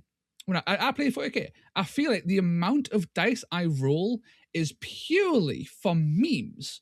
And then you see, and I say that, and then I see it as a meme, an actual meme. I'm like, man, look at all these memes where a guy's got a bucket of dice and this is the 40k experience. It fucking is, and it's not enjoyable. It's actually tiring and exhausting and fucking stupid. And you see this again, take it back to Warcry in small numbers. It feels amazing when you get to roll like more than 4 dice. If you play Neve Black Talon, you get to roll 7 dice. You play the Infernal Engine, get to roll 12 dice. That shit's an Alchemist. event. Yeah, That was there aren't fun. even enough Yeah, dice in the that's dice an set for you to be event. able to run as many to roll all those dice. Yeah, you fast roll 24 dice on an infernal engine. Nothing else in the game comes close to 24 dice. That is, it's so much fun. And that's because the big number actually matters in that Actually case. means something. But you look at the new fucking Dakar rig, that thing fires like 18 shots. It's like, man, it fires 18 shots, but if you get a 6, you get 3 more extra hits, but you hit on a 6 plus because you're orcs. So you're picking up 18 dice and praying for 6s, and that's the only time it does anything. And it's like, okay, so most of the time I do fuck all. Sweet, okay. And that doesn't feel good. That's just 18 dice for 18 dice fucking sake. It's not like rolling like you Shrike Talon. Ooh, Shrike Talon gets 5 attacks. But if you set it up, he gets 15 attacks. Oh, that shit feels great. It's a small number. On threes as well. Yeah. Yeah, the small number, man. It works. I think that it just goes back to the design space of layering dice rolls with more dice rolls and more dice rolls is just as you said, it's taking out all of the edge cases and it's normalizing it, right? So it makes the outcome more predictable. When the outcome is more predictable, Warcry has a reroll. I mean, very few. One. I think is it just one? One reroll. Yep. Also has one ward save. Vanguard Chamber has it. And it's a reaction on their ether wing, lets you make 1 reroll to hit. That's it. That's the only one I can think of. No. You send the ether wing on something, and then you get rerolls on everything. Every attack. You can reroll 1 dice, dice during every attack against that model for the rest of the turn. And it's like, damn, that's the only reroll in Warcry on a 120 point piece of shit with 6 wounds. Damn, that's wild, bro. No one takes it because it's terrible. Absolutely terrible. Well, funnily enough, Badger's narrative list is a bunch of skinks and 2 Vanguard Raptors. And it's doing work for him. But no, so it just goes back to, and I've said this in a few different places, but it goes back to what you value as like skill in the game, like competitive skill, right? And there is a train of thought, which unfortunately, in my opinion, in GW has really like taken over, which is what is good competitively is for your players to sit down and make a plan. And figure out how to be very reliable. And I hate this, right? Because what that means is that you're engaging with the hobby in such a way where you just want to find the one bit that works, right? You don't want to find anything else. All you want to find is what is the bit that works. It is a GW way of like, we see skill expression as you sitting down and building a plan where everything goes your way. And it's exactly what Aitan said about Kill Team. It's like, here's how I stack rerolls upon rerolls to make sure that I get a certain result. And that does not guide you to a fun game, right? No, I agree. Yeah, and I see Warcry. So one of the reasons why all of our Warcry UK tournaments have never have the missions like released of like, here's the 4 missions we're playing, is because I value skill expression as I know my team and I know this game so well that I can adapt to whatever comes up. That's why the layouts are all different, so that you can actually take advantage of them. You can take advantage of the terrain. You're put into a situation and you're going, right, I know what my team does. I know how to adapt to this. Being adaptive and making a plan on the fly is what I think shows someone who is confident and comfortable in their skill, right? Yes. There is a certain amount of like planning. There is a certain amount of like, well, you have to be confident and comfortable in your team. You have to play it enough. We see this all the time where people will take lists that have done really well and run them and not do well because that's like their third or fourth game with it. And that happened to me at the Warhammer World Tournament where I took a list that was slightly... Yeah, so I hadn't played enough Null Chemist, right? Because I spent a lot of time like painting them and getting them ready, and I didn't have time to sit down and properly like run games. And I played Joe from the Surrey Spartans, and Joe looked at me and went, I've been playing Rick, who won the Warhammer World tournament, and very well done, because he did it with Corvus Cabal, the man. Legend. Absolutely. Basically, Joe was playing Sylvaneth with 3 centaurs and looked at me and went, Rick's been playing Null Chemist for the better part of the last 3 months. I know how to play this. And he proceeded to manhandle my Null Chemist left, right, and center. I would move to a place and he would immediately have me surrounded and like just hit from afar. Because he knew how that list was playing against the Null Chemist. He pushed me into like really bad positions, killed him, I think, at some point. And I had to pull some crazy positioning to get him to even like survive. And I only won the game by the little Argonaut that could just running across a line. And that just like won me. That literally was one move, but it was just such a comfortable, like, even though this list is like a lot more powerful than mine, I know how to play around this. So I'm going to make this very uncomfortable for you. And he did. I struggled. I find that, again, like, people can argue that they find fun in different ways. Some people might find the extreme prep crunch in other games to be like actually fun. I don't see it personally, but it's one of the reasons why I really enjoy building. I think you see this in my Jack of all trades Sylvaneth list that won Bristol. I absolutely love having a list that is not necessarily meta, but it's able to adapt on the fly. So when I need it to kill, it can kill. When I need it to move, it can move. When I need it to shoot and play keep away, it can do that as well. And I find that my best lists come from lists that can do a little bit of everything, and then player expression can carry the rest.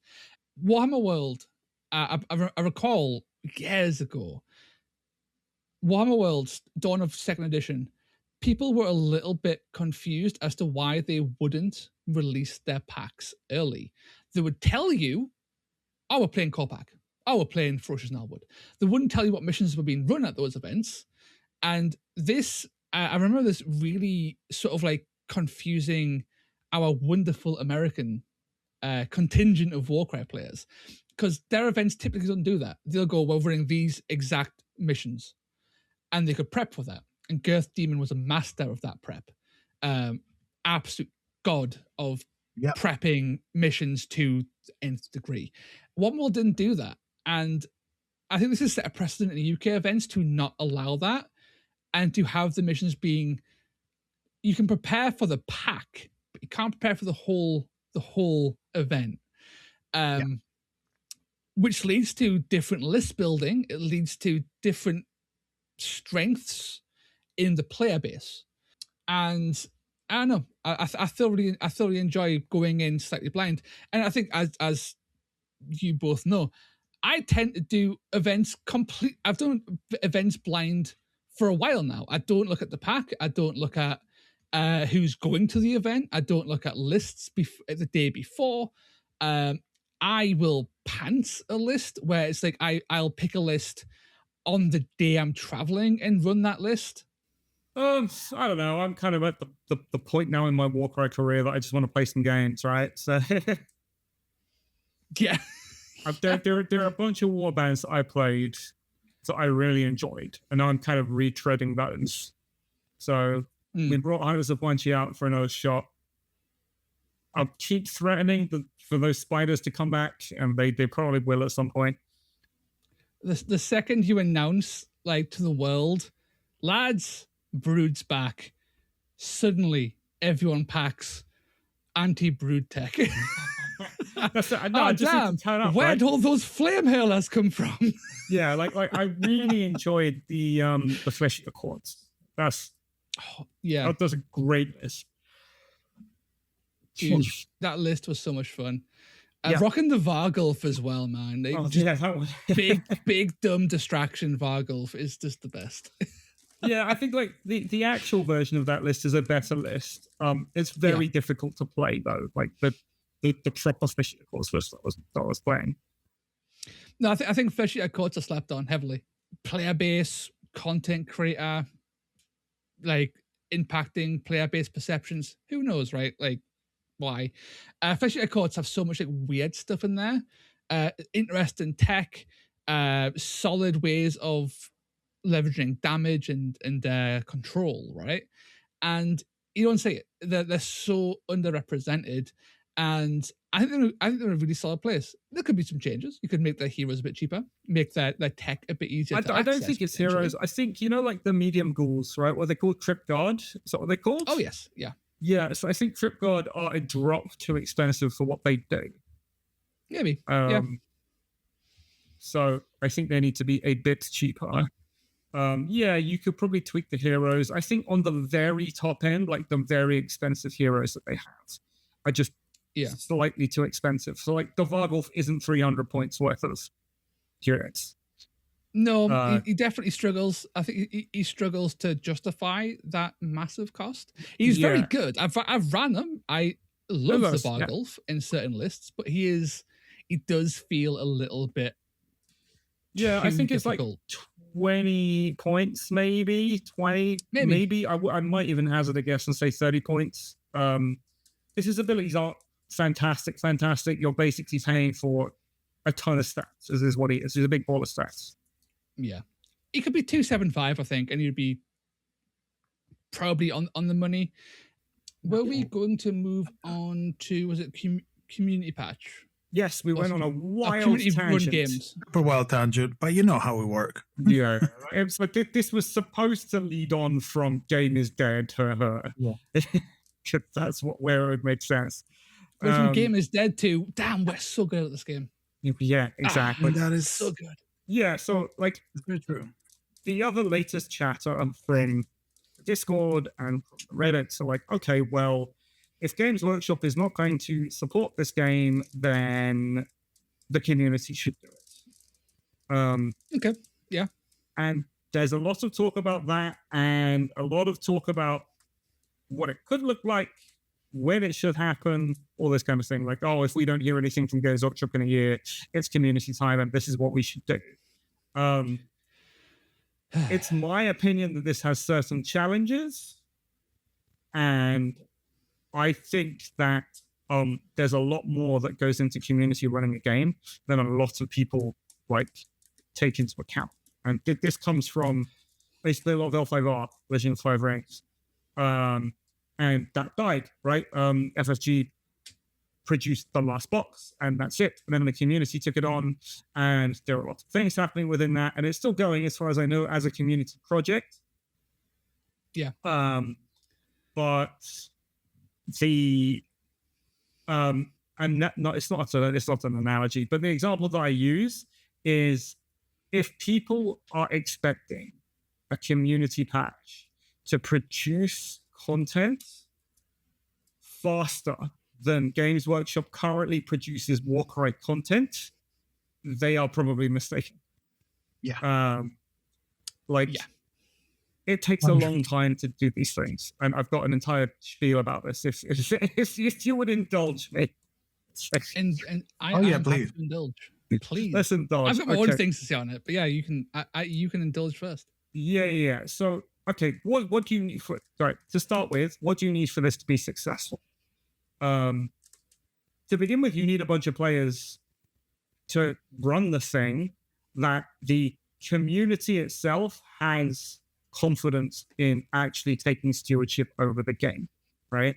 And so that's the first thing you need. And then the second thing you need for this to be successful is all of the TOs basically need to be on board with whatever is produced by this cabal of of players, right? Because effectively what you need to do is make sure you don't split the community, right? Saying, oh, I don't recognize the stuff that you're putting out. I only want to play official Games Workshop stuff. And Warcry isn't such a massive community, the player base, where we have like thousands and thousands of players that you can afford to say, well, you go and play your Games Workshop stuff. We're doing community things. You need to bring everybody on board as much as possible. And that's already difficult with something like Warcry because, and the polling that I did will show this, because effectively the majority of players are casual, open play players versus match play, which is the vehicle in which you would push all of these things up, right? So you lead with match play, and then you need that to filter back into open play. So open play players are going to basically play whatever they want anyway. Home ruling is the thing. Everyone does it. Communities will have their own rules. But to have a unified version of the game, you need all the TOs involved. And then you have some opinions where it's like, oh yeah, just get like the big names in Warcry to come together and produce a thing. We don't agree. We don't agree, which is we don't agree so often. We do not agree. So like let's take the big names. Okay, who would the big names be? Dan is still the biggest name in Warcry. Toast, let's say, for argument's sake, right? Just for argument's, because we as well. Like, if you go outside of videos, overthinking for the blog, right? Yeah, because we're with the content creators essentially, and we're the most vocal people about the game. Me and Dan have disagreed on dice. Yeah. Let alone, we haven't even gotten into like the actual. We disagreed on the randomness of dice, so that tells you, right? You can get somewhere, but it'll take a while. And like let's say if you take me and Dan for example, we approach the game in very different ways, extremely different ways. Something that I may think is balanced or fine, he might not think is balanced or fine. And just between us three, there's so much that we disagree on in terms of what game balance looks like and how it can be achieved. So if you have a bunch of players all getting together, the very first thing that they need to do is they need to sit down and they need to agree on between them what the actual direction and what the future of the game is going to look like and what the nature of the support is going to look like. Is it going to be points updates? Is it going to be new factions? Is it going to be new units? Is it going to be going back and redesigning old stuff? Like, what is it going to be? And you need all of that infrastructure in place at the very beginning. And that's something that takes, by necessity, months and months to do because we are all, like Warcry as a hobby, we're not doing this full-time. We're not full-time game designers, right? Yeah. And this comes back to the point I'm making where to push something out that everyone would agree on and that is thoroughly play tested properly and not just like some fan-made stuff that's like, oh, this would be nice if this happens, but we don't actually know the impact on the game. It might break everything. That takes a long time to do. And we are probably looking at a year between updates and between releases, because anything, if I know Dan, for example, anything that he puts out, he will want solid data behind it. Right? He'll want to see the effects. He'll want to see the win rates. He'll want to see what's actually going on and how it affects. And we don't have enough events effectively to be able to do that in the short term. On the flip side, like me and Phylax, not to say that we don't have a grasp of numbers and maths and statistics and all that kind of stuff, but I am way more interested in things feeling good to play. not overpowered, but interesting and fun. And this doesn't mesh well with, yeah, but the stats. It's like, yeah, but I don't care. You know what I mean? If it's at least, it comes down to, do you want something to be mathematically sound, or do you want something that is mechanically interesting? And these don't necessarily go hand in hand. And you've got to get these disparate viewpoints to work together. And another thing as well is that handing guardianship of Warcry to content creators, we've seen this before, not in Warcry, but we've seen this in the death of fantasy. And there's often content creators. I saw a video recently by Val from Honest Wargaming. He does an Old World podcast. He's part of that. He's an American guy, wonderful guy. He got kickback, a lot of kickback from the community because he was a content creator making changes, because it gives the air of, yeah, I make content, so I know better than you, right?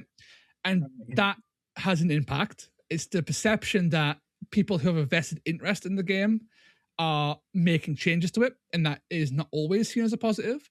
But also, you've got to factor in as well, Warcry is not dead. And this is a big one for me. Warcry is not dead. So if you are making a community patch and the game isn't dead, well, then you have an issue, because when the game gets an update, the fuck you doing, right? Yeah. Either all the work you've put in is immediately wasted because everybody goes to the official rules, because that will nearly always trump you. And therefore you've wasted your entire time doing it. And it's not dead. Like, when games get handed to the community, the game is actually dead. When Blood Bowl died, because it was cut off by Games Workshop, the community took it and ran with it and made it better, because it wasn't getting updates. So it was to the community. More time exists because, again, it's dead, so the community can run with it. When the game isn't dead, you can't make a community patch at the risk of, yeah, but the game's alive, so here is this, and this. And you see this as a huge issue. In 40k had this issue where, was it 8th edition, 7th edition 40k was so wildly imbalanced, the community tournament organizers basically went and did their own thing. So Games Workshop were balancing their game around their system, but TOs were running a different system and it never meshed. So it caused this really weird balance clash because people thought better and the community was then just split, and this causes issues. And like you said, if the community splits, you're kind of boned. And until the game dies, the community is actually officially dead. It's off the website. There's nothing else coming for the game. Until that happens, a community patch, in my eyes, is a absolutely wild waste of time. You are going to spend tens, hundreds of hours between however many people doing this for no benefit, because no one's going to play it once the official rules drop again, which is what will happen. We all fully believe we're going to get an FAQ at some point this year or next year. It's likely going to happen because at a lull in 40k 11th edition hype or whatever else is coming out, right? Like, we'll get an FAQ, a points update, whatever it is, and it'll refresh again. Like the once a year Games Workshop Warcry FAQ will come around, and if we start from now, put 6 months into making a patch for the game, it goes to waste. And this isn't even just me making shit, isn't it just conjecture, just like me making shit up. People were making a community patch on the Big Cry Warcry Discord for what, like a month or so. They were considering doing it, and then 2 FAQs dropped, and as far as I'm aware, that project died because they tried to community patch a game that isn't dead. Yeah, and I mean that's part of it. Also, like everything Aitan said is exactly the reason why the most important person in building any of this, if you are going down the path of the community patch. And I agree with you, like we get at least one FAQ a year. Has it been like August, September? It has not. In that case, stop. What are you doing? Leave it. Even I would even argue end of the year, right? So I'm not rushing to get into this, but the core, the most important thing about this is this needs to be managed and all of those T's crossed and the I's dotted. You need a project manager for something like this. And everyone needs to work with that person. That person needs to sit down and make a plan for exactly how conflict resolution is going to happen, how voting is going to happen, how we're going to take feedback in specific ways, how that feedback is going to be processed, how things are going to be voted on. How does everywhere get a say? Because there's no point in us having a UK patch. You will need to have representation from all the big areas of play. You have to get the Americans, you have to get Norwegians, you have to get the Polish, you have to get the Spanish, you have to get people from everywhere to give you a shout. So yeah, you have to kind of like, you have to plan this out. That's going to take a while. And just as Toast said, like if you're sitting down, scoping out the project, you get everyone in the same room, everyone's happy, you finally have the go ahead, and then they drop a patch, and you're like, well, fuck. Also, who's translating it? Because we know that one of the hurdles to Warcry getting regular FAQs is that there's translation costs, which are potentially large because of the amount of people they have to tailor to. Who's paying for that if you're doing a community patch? Or is it just for English people? Seems a little bit shitty, right? Aitan, sorry. Yeah, so I think what can be done, there are things that can be done to make things easier for players. And I think we're in a very interesting situation here in the UK, in that then we have a lot of different TOs that effectively all talk to each other and are friendly with each other. Yes. I've made sure of that. Exactly. And this kind of happened a little bit last year, where after the August FAQ, there were a whole bunch of questions, and effectively what you did, Demetrios, was say, okay, well, for my events, this is how I am answering these questions, and this is how some of these rules are going to work. And I know Andy piggybacked off that, and he used those questions. It was actually a lot more organized than that. I just went on the TO chat and I went, right, here's my list. Like, how do we feel about this?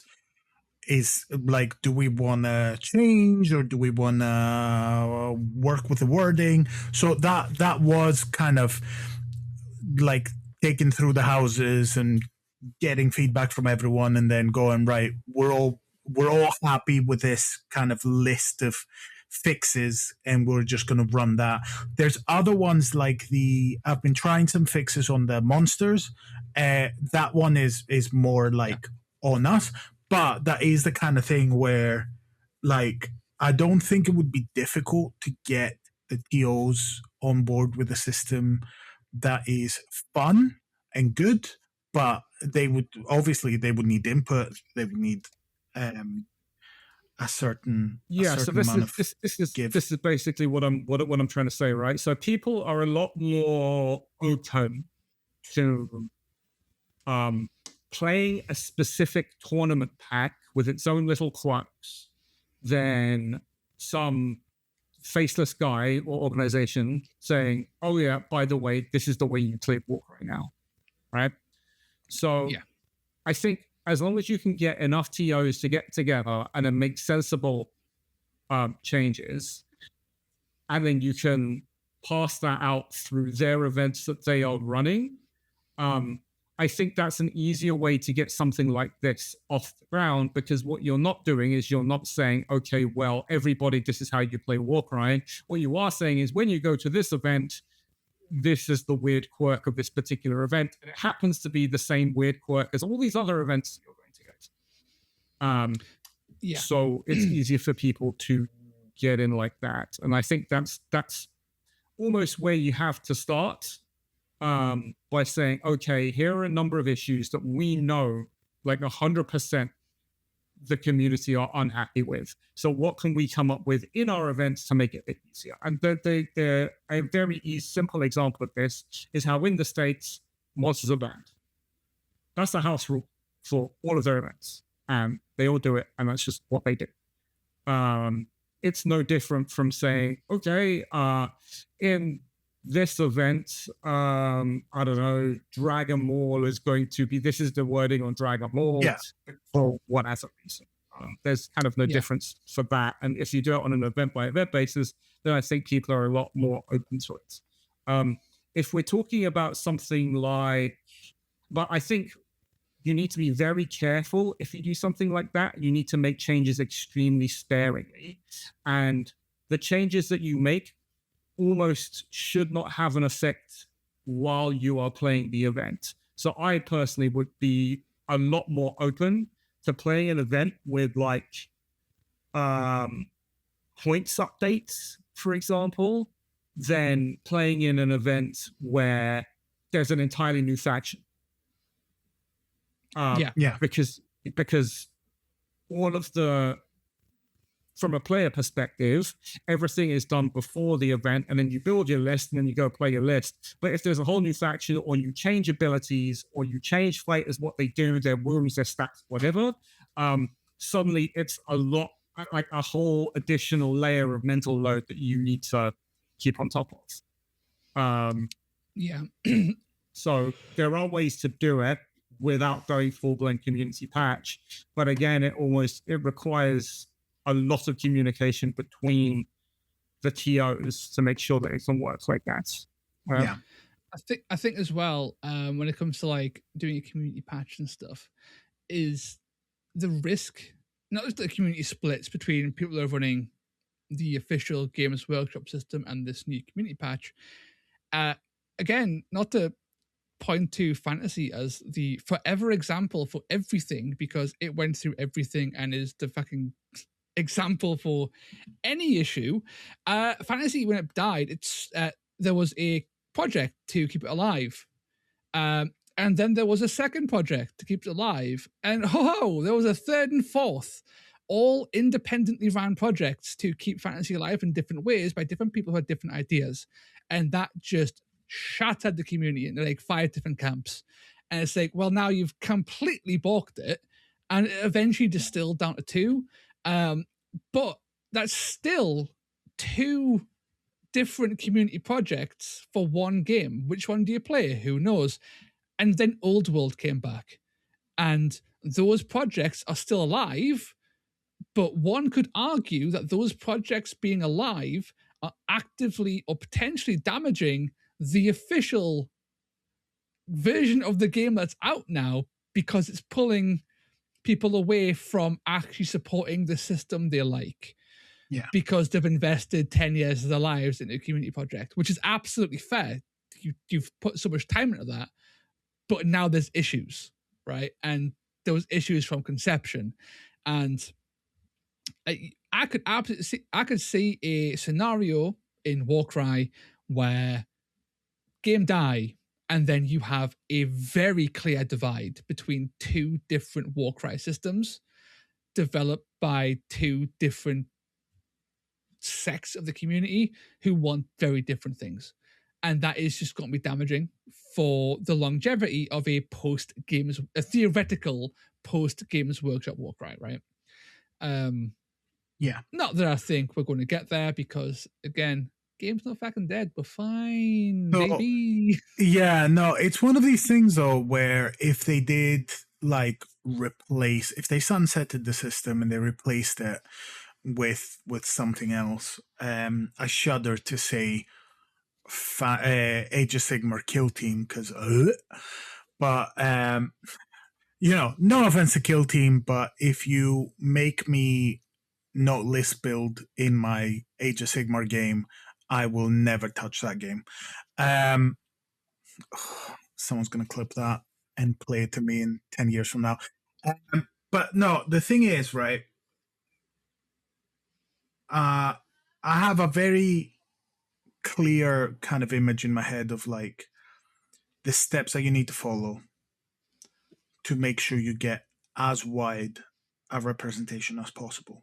You need to build all of the mechanisms for voting and representation, and you need to kind of have it all set up and written up. That's an immense amount of work, right?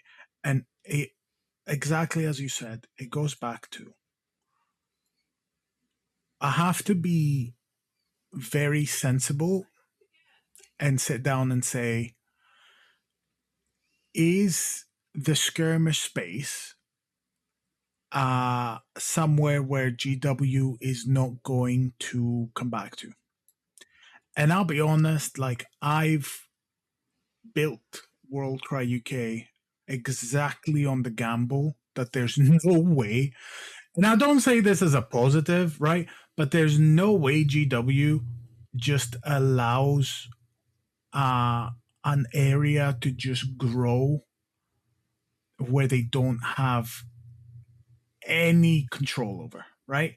When suddenly everyone decided that they wanted to play a skirmish game about spaceships, right? When everyone was playing X-Wing, they literally just spun off and just started making a game about spaceships, right?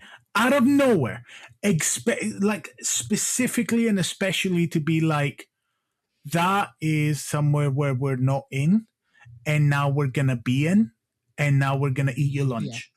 And I don't like this because it's a big corporation just throwing its weight around. But there's a difference between I like it and a difference between I expect it. And I do not expect that GW will go, oh, well, you see how the only space that we've kind of left for people and where most people just kind of end up gravitating towards because of those accessibility issues that we talked about before, lack of time, lack of lack of money, lack of like brain space. Everyone's going to skirmish. There is no way that GW, when they have a little bit of space from all of the refreshes and all of the like day to day, there's no way someone won't turn around, look at it, and go, what do we have in the skirmish space? And I know for a fact that they're kind of papering over that with, oh, but Spearhead's doing really well. And Spearhead skirmish, and I can't even say that without like getting irrationally angry, because Spearhead is no skirmish. Spearhead is a tabletop war game that they have put in a small board. It's literally it. Right? Spearhead is Age of Sigmar. That's what it is. It's a mission for Age of Sigmar. Yeah, it's just squished down to a 22 by 30. Nobody argues, man. Kill Team, that game's irrelevant. Combat Patrol exists. Shut the fuck up. No one says that. No one. Well, nobody in their right mind would think that. Well, let's be honest. That's because Combat Patrol is Combat Patrol is can I throw some statistics?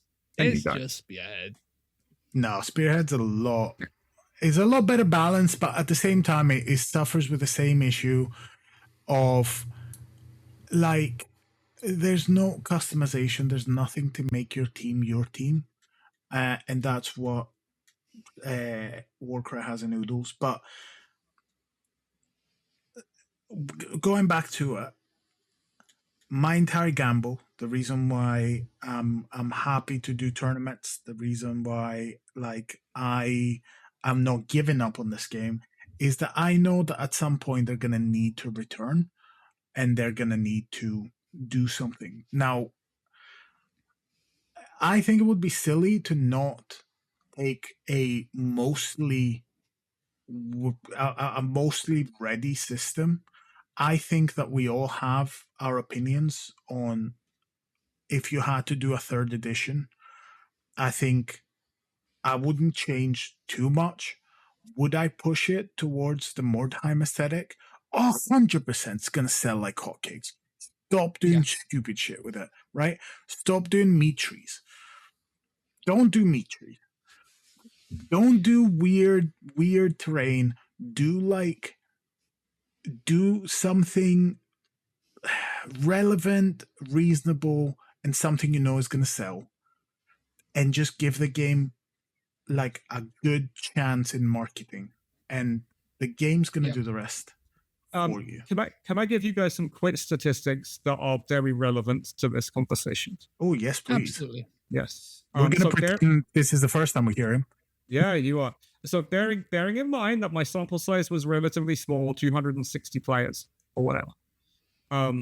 So 63% say that Warcry is not their main game. And it's actually a secondary or like a rotational system. Mostly people are playing Age of Sigmar and Kill Team, right? Mm-hmm. So for a new like community run edition, my feeling is that most Warcry players would just disappear, like, or just not engage with it completely, because Warcry isn't even like their main game, right? And then on top of that, half of all the people that did the thing said that they already play other skirmish games, right? They're playing Trace Crusade, they're playing Frostgrave, OPR, that kind of thing. But the very important thing is that almost 90% of everybody who did my survey said they prefer the skirmish scale as opposed to big hammer. So what Games Workshop has in Warcry essentially is a player base who wants to play skirmish games. That Warcry is not necessarily their main game. Only like 40% of people have it as their main game. And they're playing other games that are not Games Workshop, which is the important thing, right? Games Workshop will look at that and say, okay, half of these people are, how do we get that market share from all of these other game systems that we know that these people who love fantasy skirmish games are playing? And we have this fantasy skirmish game in Warcry. What do we do to capture all of those people? So that's really the question that they will have. And that's why I think that they're going to continue supporting Warcry up until the point in which they release another fantasy skirmish game, whether it's Warcry 3, whether it's something else. There's. Yep. Like, Games Workshop are not in the business of letting a market die. Not anymore. We've said it before. They've let markets die before. We've seen this before. They've learned from this, and they aggressively expanded to amend issues made by like 2 CEOs ago's stupid decisions. And they're not in the market of doing that, which again, Phylax mentioned like X-Wing with Aeronautica, but you can see this with Underworlds tackling board games and card games. You can see this with Warhammer Quest tackling the return of games like Hero Quest, right? They've had a big resurgence, right? Classic board games from like the 80s. Trying to catch that market. Right, they're trying to poke into that market still, and they're not going to just abandon a market, because the second they do that, it's harder to get back into it. They want to keep the market alive, and if they're smart, and Games Workshop, for all the flaws, are fairly intelligent, they will, as a whole, they will likely make it in some ways backwards compatible with Warcry. So the things that you have largely will transfer over in some way. I think it depends what they do with the Age of Sigmar setting. 100%. Yeah, that's a weird one. Yeah, Age of Sigmar, the rumors of like a second like end times and like just like blowing the whole it depends. So it depends on what they're going to do with the setting, what they're going to do with these existing kits, taking them forward into the next setting. Right now, we know that a lot of these kits are in the Spearhead boxes. Yes. So there is a possibility that they might go through.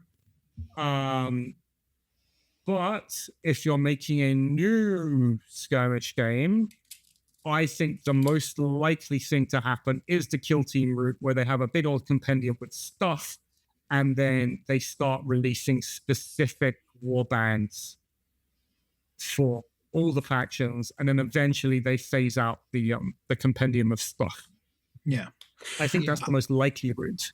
I still think that the best way to run something like Warcry, and it's the back and forth that I always have when I say, when they did the season for the second edition, you can tell that it was doomed to fail because the expectations that they had was kill team sized for an Age of Sigmar game, right?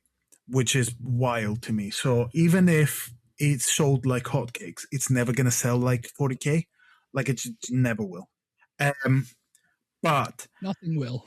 nothing ever will. Nothing will.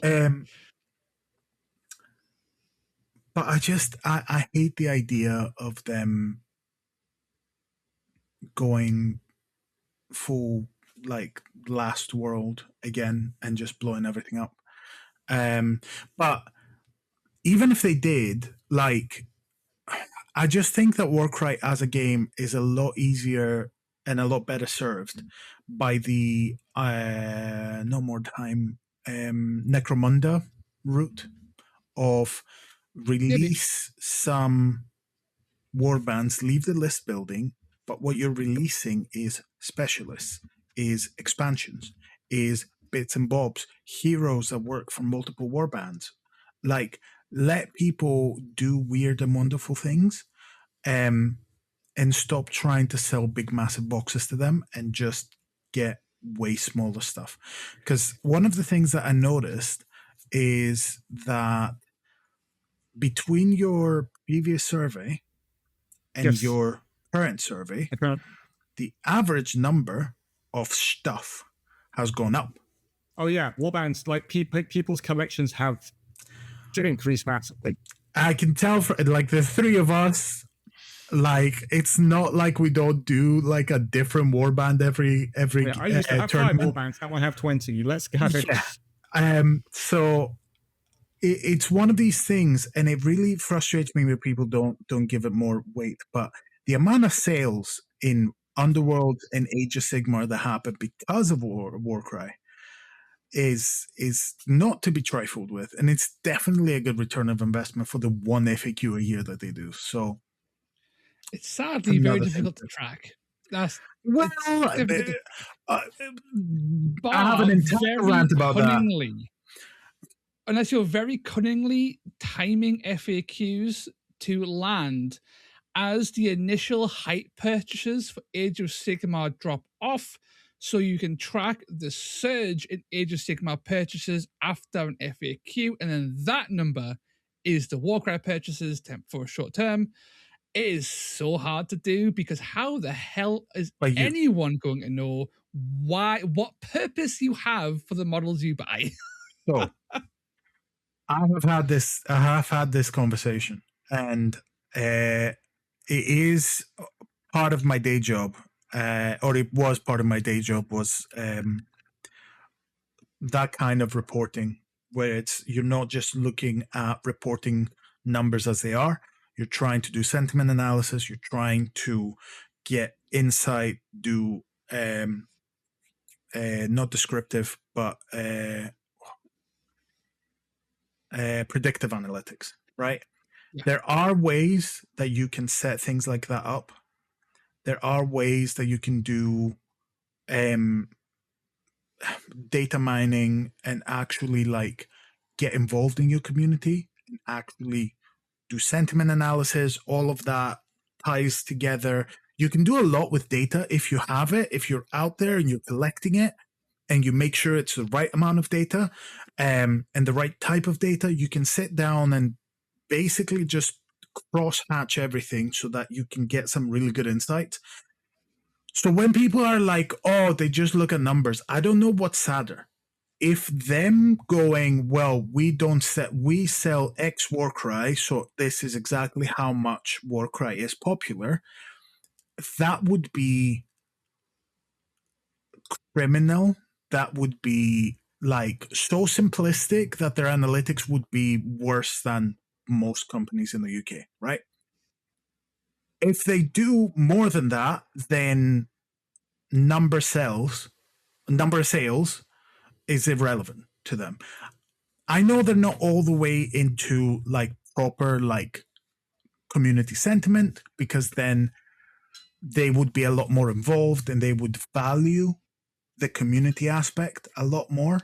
And we know that, especially the way GW stores are run and all of that, everything's to do with conversion of new customers, not retention, because they've just given up that game because that's the LGS kind of bread and butter. But genuinely, I'm like, I don't know what's sadder, that you think that they just go number of sales. That's their entire like approach to customer analytics, or them actually doing that. Yeah, so my wife is a merchandiser, and this is her job. And she works for a big fashion house, right? And her job is all about looking at the numbers, predicting how much of each product they will need, and looking at historic data and saying, okay, these are the kind of things that in fashion, right? These are the kind of things that sells at different points of the year. This is what's happening. These are the national holidays that are coming up in each of the different countries, and how all of that overlaps into their sales. And you throw that all together, and it's the merchandising team's job to come up with a number that says, we're going to make 1,000 dresses, for example. Games Workshop 100% have a merchandising team because they have to, because they know exactly, they need to know how much of a thing they're going to make. So I wouldn't be surprised if they have a super secret team somewhere in Nottingham that looks like a social media team, basically, that looks at all the chatter that's going on, looks at things like not retention, what is it?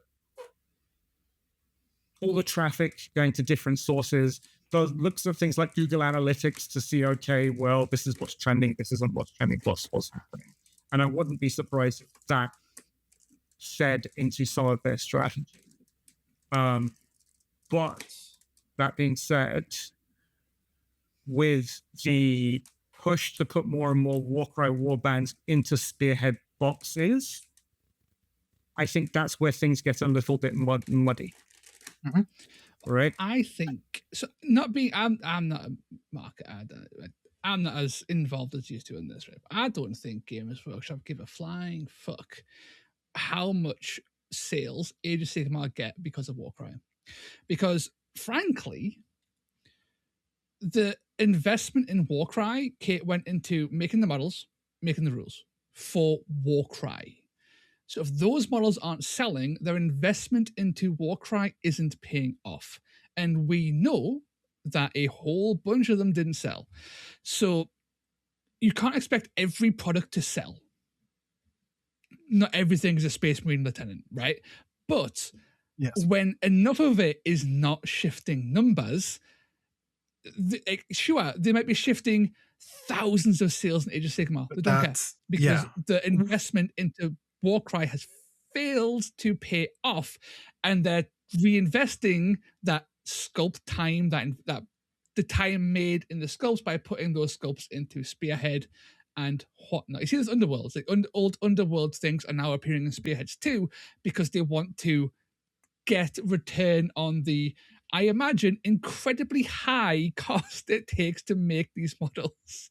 So this is twofold, right? I don't know. You can. No, I know where you're coming from. I have an alternative explanation for that. But the first part is, a good analytics team will give you insight, right? They'll take them, they'll put them in a beautiful PowerPoint pack, and then you take it to the senior leadership team that doesn't read them, and they do whatever the fuck they want anyways, right? So that's step one, right? I say this as the poor person that's like, surely you all read this, right? And just getting blank stares back. But that aside, Underworlds and Warcry teams being put into Spearhead boxes might just be consolidation. because if you buy a spearhead box needs to be good value, right?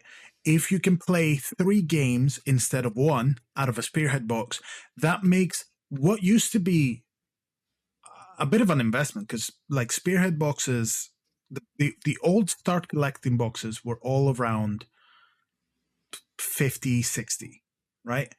They have gone up to 80, 90. So they have to somehow prove and add value to that. So being able to go, hey, you can also play Underworld. Hey, you can also play Warcry is good value. Now, you would expect that if that was the plan, they would have gone also compatible with Warcry, also compatible with Underworld at the bottom to spell it out. That might be, a different team that don't talk to each other. And, even though that was the original plan, they didn't actually sit down to write that on the box. But it does still provide value. I don't see that as a negative. And also, the last thing that I'm going to say on this is it doesn't matter how much you sell if the number that you need to sell is ridiculous, right? If they planned, like, I have zero sympathy if they wanted a Warcry on its 2nd edition to sell 40k numbers. Like, you just can't win that in a way. So if they see that as a failed investment, like, they should have turned around and gone, right, well, we overcommitted on this. On the next edition, we should do less, rather than the game failed us. No, your planning was shite, and you should have not committed that hard and done, like, 4 or 5 meat tree boxes in a year. Like, come on. So yeah, I done. Yeah. So,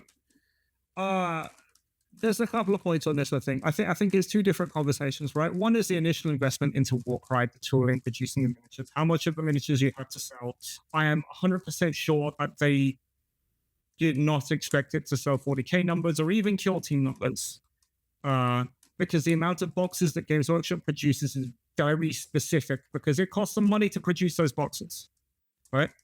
And so let's say, argument's sake, they produce 200 boxes of Tarantulas Brood, right? That's the amount of boxes that they expect to sell. Why? Because warehousing costs are a thing, just keeping the boxes there. And it also, producing those miniatures takes up time from producing other miniatures, producing Space Marines, which is the cash cow. So I think even if they were ambitious in Warcry, the fact that they made issues for themselves with those stupid meat tree boxes that people didn't want to buy. And you saw it at the time, and I said this at the time, I said, people were like, oh, I'm going to wait for the teams to come out by themselves so I don't have to buy a £70 meat tree box or a £115 meat tree box. And I said, if you don't buy these models, Games Workshop will stop producing them. And lo and behold, that's what they did. That's one discussion. The second discussion is about ongoing support and why Games Workshop would invest time into ongoing support. Now, my argument is for this. How much do you think the average Warcry player spends per year on Games Workshop product? How much do you spend, Demetrius? Just give me any number. Random. Don't do that. All right, so give me the number that you would tell your wife that you spend. Because that's a very different. Tell my wife what I spend, because she listen. We ain't got no kids, so like it's up. It's a few hundred.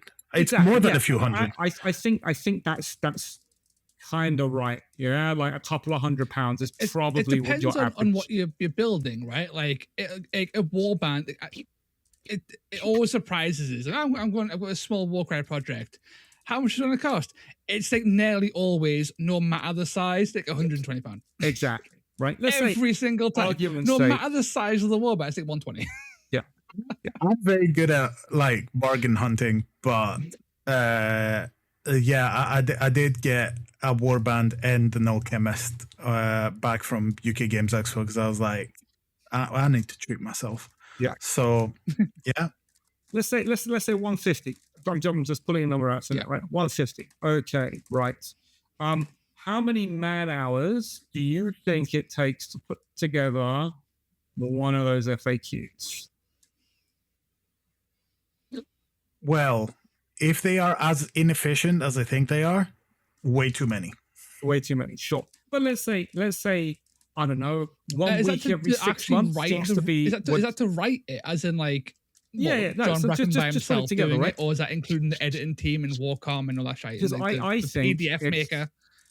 Yeah, because I think it's like 1 week every 6 months. Basically, they go, okay, it's Warcry time. Let's do the thing.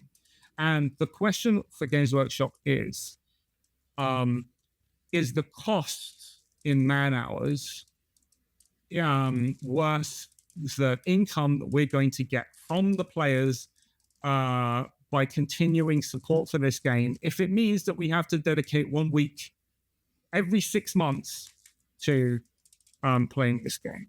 And there are probably a few thousand players of Warcry in the world, like total. And if each one of those players is spending $150 specifically for Warcry that they would not otherwise spend if they did not use that 1 hour, 1 week's worth of man hours, we're talking about hundreds of thousands of pounds worth of income for Games Workshop every year. Yeah. And what does it cost them? A week's worth of time for one guy. Yeah, we know who it is. We know which guy they're paying to do it. Yeah. Okay. That's where you go, like, right, translation costs and all of that, but that's efficiencies. That's for them to kind of figure out. Like, I still can't believe that, like, everything else would be, I don't know. That's the thing. Like, this should be, as you said, it's economies of scale, right? It should be really easy to do all of this. So yeah, it's an incredible return on investment. The meme is that Warcry FAQs are basically given like to one intern, and he's got like a day to do it. We know that's like. I mean, at the end of the day, we keep talking about how it has so much like internal sway and people love it internally. Like, I think people would do it for the love of the game. Yeah. So that's an extra reason. Exactly. Right. So that's it. That's why I think there's going to be continued support, because it's worthwhile that you dedicate one hour a week and you go. I think as well, my concern with the new Warcry, right, Warcry 3, is that you've got this wonderful foundation built not just by Sam Pearson. Sam Pearson admitted that a lot of it came from other people, from pre-design and stuff in his videos. Wonderful video. Recommend them. However, they've got this wonderful system that was then basically just copy and pasted for second edition, and it's still fantastic, right? You get a third edition, and the guy who made the system's not there anymore, right? And say, okay, so there's going to be lots of changes to a new edition of Warcry, potentially. And what are those changes going to be? Because one, there'll definitely be a change to how they monetize the game. In second edition, the monetization model was video game based. It was season pass inspired. It was every 3 months, big new fancy thing, and it was like you get a thing every 3 months, very similar to how video games work with their season passes. We've been through this before. Now, in a new system, you have so many ways to monetize Warcry, and it boils down to, do you do the kill team? The current Blood Bowl method of your monetization is to sell continuously. So small boxes are sold constantly, and those boxes are fucking cool. So you buy them every time. And that's one way of doing it. The other method of doing it is to sell lots of things. Basically, you're doing the current method where you have everything is available. You have your Warcry stuff too, but then you customize across the board and you have your list building systems. And Games Workshop seems to like to lean towards a set list system when it comes to their smaller games. And you see this with, again, Blood Bowl has just moved to this in their new edition. You see this again with Kill Team. And it's definitely a way of doing it. It's not a way everyone will be happy with, No, evidently, not even but slightly. it is a way of doing it. And you've also got to remember as well that their last monetization, it was the Games Workshop have been caught in this before, and it's the we've monetized this in a way that has coincided with lore that we just made up. And by this I mean, man, the current settings in Gur, that means our current law says it's all meat trees, baby, and that's what they did. And It didn't have to be though. It didn't though. It didn't. But they've been caught doing this before, where it's like, man, we've wrote some law, and the law is going to be a huge factor in why this works this way. And you can track this all the way back. That 40k does it, Heresy does it. You can go all the way back to like first edition fantasy, and it's like, man, this really cool unit for elves, dragon princes. You can only have one unit in your army. And it's like, cool, but why? Because my law said so. I've just wrote it. The law for this unit is I can only have one. They're super rare. It's like, nice. But now no one will buy more than one box. Ever. Ah, man, I'm not making sales on this box anymore because this one faction will only sell this one expensive box one. We'll only buy it once. And now it's taking up space on the shelves. And you can track it forever. It's fantastic. This Games Workshop's fucked up. We sell based on lore sometimes, and it always fails. Yeah. And you can see this in Warcry as well. I And Meat Trees. genuinely, You cannot do that. You could, Yeah. like I said, you could just not do that, but they Yeah. keep doing this. They've done it for 40 years. I genuinely think that the best way is to lean into what the game is. And what the game is, let's be honest, we do it all the time. You have a team. Something comes out, a new hero, a new ally. Mhm. Oh, I'll take that. I'll try with this. I'll try with that. I'll try with that team.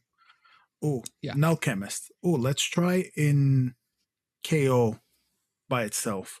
Okay, let's stick some dispossess with it. Let's see if that works.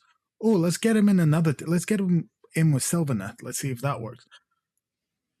The ally system is excellent, and you can do. Yes. Unfortunately, how it gets us is death by 1,000 cuts. So I have so many half warbands, right? Just lean into that. For terrain's the other big thing, and obviously they're doing painted terrain now, which is I forgot about that, interesting. but yes, they are doing that now. So the They have the question is, technology. yeah. So the question is, have they invested in terrain capabilities, which might actually turn into us getting terrain a little bit more often? I listened to a podcast about this, and I can't remember. I remember what I was doing. I was walking my dog, but I can't remember specifically what the podcast was. So I listened to a lot of stuff when I'm walking my dog. And it was like an ex-Games Workshop designer, and they were talking about terrain specifically and why Games Workshop has a terrain problem. And the long and the short of it is that they don't make the margin required on terrain that they want. Why? Because they are big kits, very big kits. Yes, which it's a means lot they of have to- plastic. which means they have to be very expensive kits, and people do not want to spend money on stuff that isn't toy soldiers that they can play with. Do we have to explain lost leaders to GW Corporate? So this is why they keep on trying terrain, and we've seen it, right? Every now and again, it's like, what is it? Ash Wastes, right? Ash Wastes had that massive terrain box. Yeah. And the whole thing was like, here's your have blocks and your whatsits. But now, you can buy that terrain, but it's a little bit like not everything is there, and it's very, very expensive. Same with Heart of Gur. They had the box, then they sold it as its own thing. You could buy the Gur War Camp, and then they chopped it up and turned it into individual terrain pieces. Same with Scales of Talaxis, right? All that stuff, you can now buy it individually, but to buy it individually, £120. Yeah. prohibitively expensive. Whereas Scales of Talaxis was actually good tied to like, right? Value, yeah. Yes, make me like, got it. So that's kind of the problem with Games Workshop and terrain, and even Kill Team, as haven't they got like wooden terrain in their starter set? Is like Yes. what? Yes, they have like nice. I don't remember if they're flip out, but they've got nice little kind of MDF bits and bobs. The majority of terrain is all L-shaped ruins. In any game that is not Warcry, that's what you're playing. Yeah, but the thing is, like, if they go down the route of MDF, right? Like there's TT Combat did an entire ravaged waste or something. Amazing. They were excellent, right? Granted, MDF terrain is a lot more fragile and a bit of a pain to put together, but I can absolutely see an alternate universe where they did MDF terrain that was very Mordheimy, stuck it with Cities of Ash, made that the new starter box for Warcry. Bob's your uncle, right? Yeah, sure. That's because everyone wants to play in more time with the ruined city. Yeah, but that's the thing. Like an MDF set of terrain in there would have been not very expensive. It would have been very you thematic. say it wouldn't be very expensive. Games Workshop would have to outsource it. So the amount that they would be getting is, I mean, again, like this is their R&D to figure out for their R&D teams to figure out. Like, I'm not even touching they're not making the profit margin they want on terrain. Tough shit. You're making a profit. That's why you make a profit margin on Space Marines. Like, GW is already operating on such a crazy profit margin in general.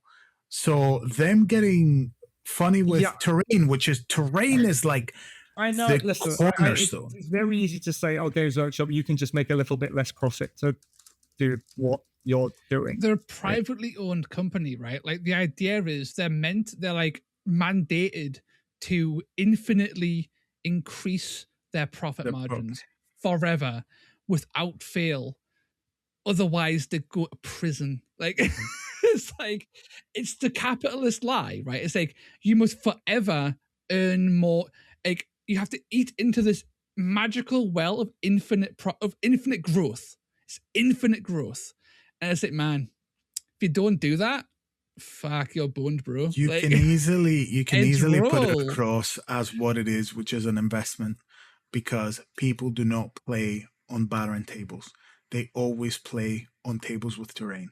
So without the terrain, there is no game to play.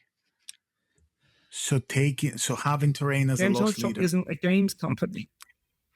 Oh my God! Do not even get me started. No, miniature. No. They are here and just selling spaces. No, we're not having that.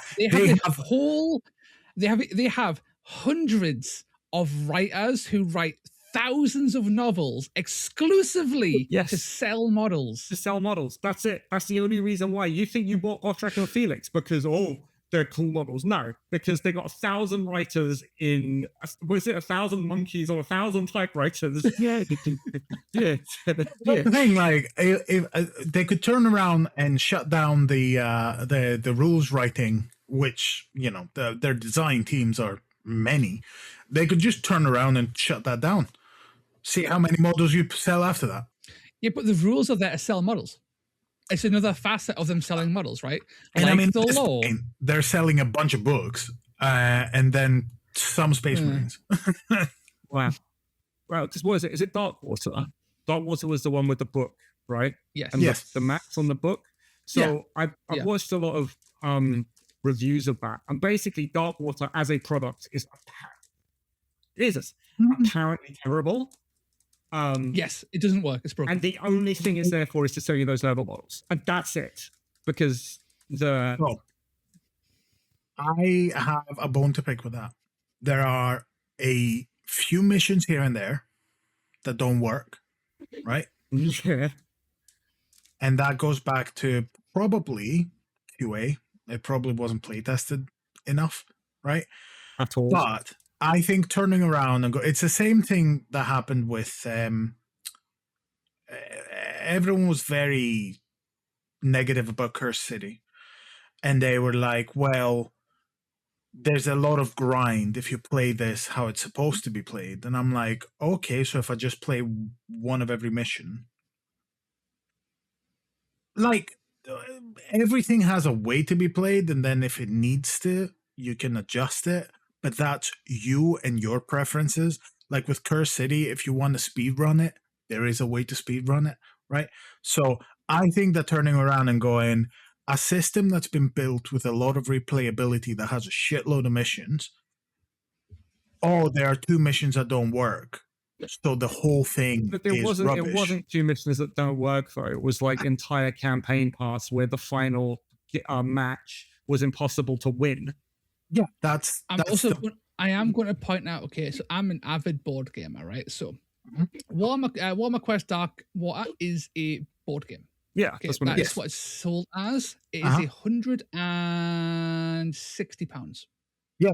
No, That to is have a board game that just- doesn't work is silly. But I think that turning around and going, it doesn't work, don't buy it.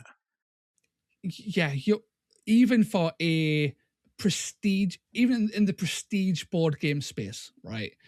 £160, that is It's a fairly lot. rare. Yeah, no, 100%. And when the rules writing itself is of subpar quality, it's not a defendable product. You're in an incredibly competitive board game market where, like, rules are incredibly well written. Like, the space is crazy nowadays, and it's like, and you're releasing that product with like with rules that aren't functional.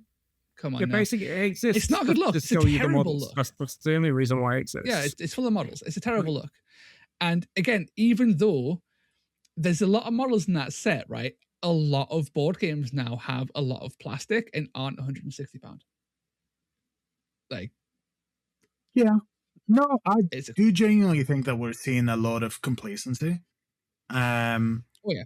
But I just there is a tendency to go, well, this wasn't perfect, so we're gonna shit all over it. And like I would get Dark Water on a discount, right? And I would just fix that mission, and it wouldn't hassle me, but it should hassle them releasing it as a product, because as you said, Yeah, if you pay the money that you pay for GW because you expect a certain level of quality from a small indie company. So if they start slacking on all of that, then you would assume that at some point there would be consequences. I just hope that they turn around before the consequences become too grave. But yes, I just didn't like. I from what I've read, there's not enough there to completely put me off Dark Water, but it is something you have to kind of work around, which is less ideal when you're trying to appeal to board gamers who will go, I'll just not spend £160 and I'll go and buy 2 other games, and have change, you know. Next event I'm playing at is Storm in the South, and after not winning Warhammer World, I am, and breaking my streak, unfortunately. I think I'm gonna go back to playing something. what streak, bro? I had the 2 events before that I went to. I won. Okay, I thought you meant like a Warhammer World streak. I was like, bro, I won the last one. No, I know. I wish. But no. But that's the thing. This is what happens all the time. I overthink it, and I take stuff that I haven't played too much to Warhammer World, and I try too hard, and it doesn't work. So far. Because I come up against either you or Yolane or Eitan. Someone takes me out, and I get really sad. So I think I'm going to go back to playing stupid shit that I've played a lot on the side. And I'm going to go with my favorite Naked Boys. When I figure out how I'm going to paint my Fire Slayers, I think I'm going to take them. I also need an excuse to do Order of Vizier. But I kind of don't want to, because you're going to be saying that I copied you, and I don't. Look, if you copy the list, right, like, Well, I mean, then if it's different enough, I can't claim it. I don't even remember. 10 individual units in order of visit. I know. He But has that's to the thing. He didn't stop him when I did a completely different Sylvanet list. So Dude, I saw a centaur. I took a centaur too. I took centaurs before they were cool. yeah, exactly. You took the bad centaurs, I took the good ones. But you haven't taken 4 centaurs yet, just saying. Skaith was MVP in that event, and I will defend Skaith as being like pre the new ones, I guess, as being like the secret MVP, like the secret best model in all of Sylvaneth. Like, listen, I got absolutely battered, as I said, by Joe with all kinds of centaurs. So he had Skaith, didn't he? He had 4. He had 4, didn't he? He had Skaith. 3, I think. Was it only 3? Okay, he might have the 2 leaders and the axe. But yeah, no. I would love to do Order of Vizier if only Van Denst actually had good fucking remarks and good stats. He does nothing. No, he does absolutely nothing. Just play him, he's fine. Yeah, Cities of Sigmar. Oh my god, if they do anything with Cities of Sigmar, I'm absolutely ready. If the FAQ gets us rules for OBR and we get the ninja skeletons, you best believe. So Fire Slayers, I have a list. It's ready. Like I've played it a good amount of times and I like it. There's an OBR list that I like. And I really want to figure out Cities of Sigmar. That's my 3. And then everything else is mostly for painting and like I have the models, so might as well purposes. So yeah, we'll see. I have a Path to Glory Age of Sigmar campaign that I'm doing Slaves to Darkness for. And I have a Soroth Core narrative that's starting in Edinburgh next month that I'm doing Cities of Sigmar for. So I have a lot of shit to pay. Slaves to Darkness are almost ready because I've been playing them in Warcry. So I've got a bunch of stuff there. But the Cities of Sigmar, same with the Fire Slayers, I just can't decide on a scheme. So we'll see how that goes. But yeah, that's all the hobby stuff that I've got lined up. Quick tangent, you know those ninjas for OBR? Yes. I would love it if they had like an absolutely fucking insane profile, like 4416. I would honestly, it would make my day. If they were 4416 on 10s. Dude. A 4416 for the record, just to break down my insanity, you would totally bless them to 17, so Nadrai Strike takes them to a 28 and have the most disgusting profile to ever live. A 4428 profile. It would make everyone ill. Yeah. No, I get the vibe of like they need to be a little bit like Shrike Talons, where it's like made out of papier-mâché. But the best thing ever made. No, like made out of papier-mâché. They move really fast. They go in. They hit once. They probably will die as soon as something looks at them. But they're assassins, so that's what they do. Any money, they're a 5-4-2-4. And that's it. That's all you're getting. No, there'll be a like a death master. There'll be a 5-3-1-3 with any double that does. You roll 2 dice on a 2 or more, do 1 damage. Oh god, yeah, don't even. Listen, their grenades. Have some chakrams, baby. Their grenades need to be actually good. It needs to have like some actual utility. Would be. I mean, if you want to know what they're going to do, you look at what they do in fantasy, and then most Warcry models kind of have overlap. I'm just praying that they make Cities of Sigmar fucking interesting. Holy shit.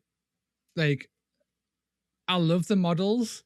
I love like the idea on paper of like work together, lads, and like, kumbaya and shit.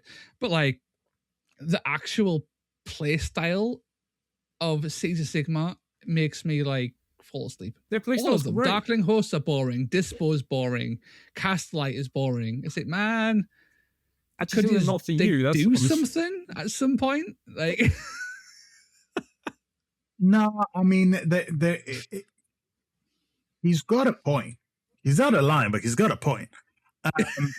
Because it's the problem with Cities of Sigmar is that you have very little.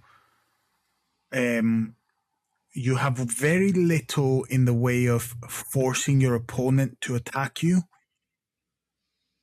So your entire play style is about getting in place and then just reacting, and nothing is forcing your opponent to attack you in a way that you can react to.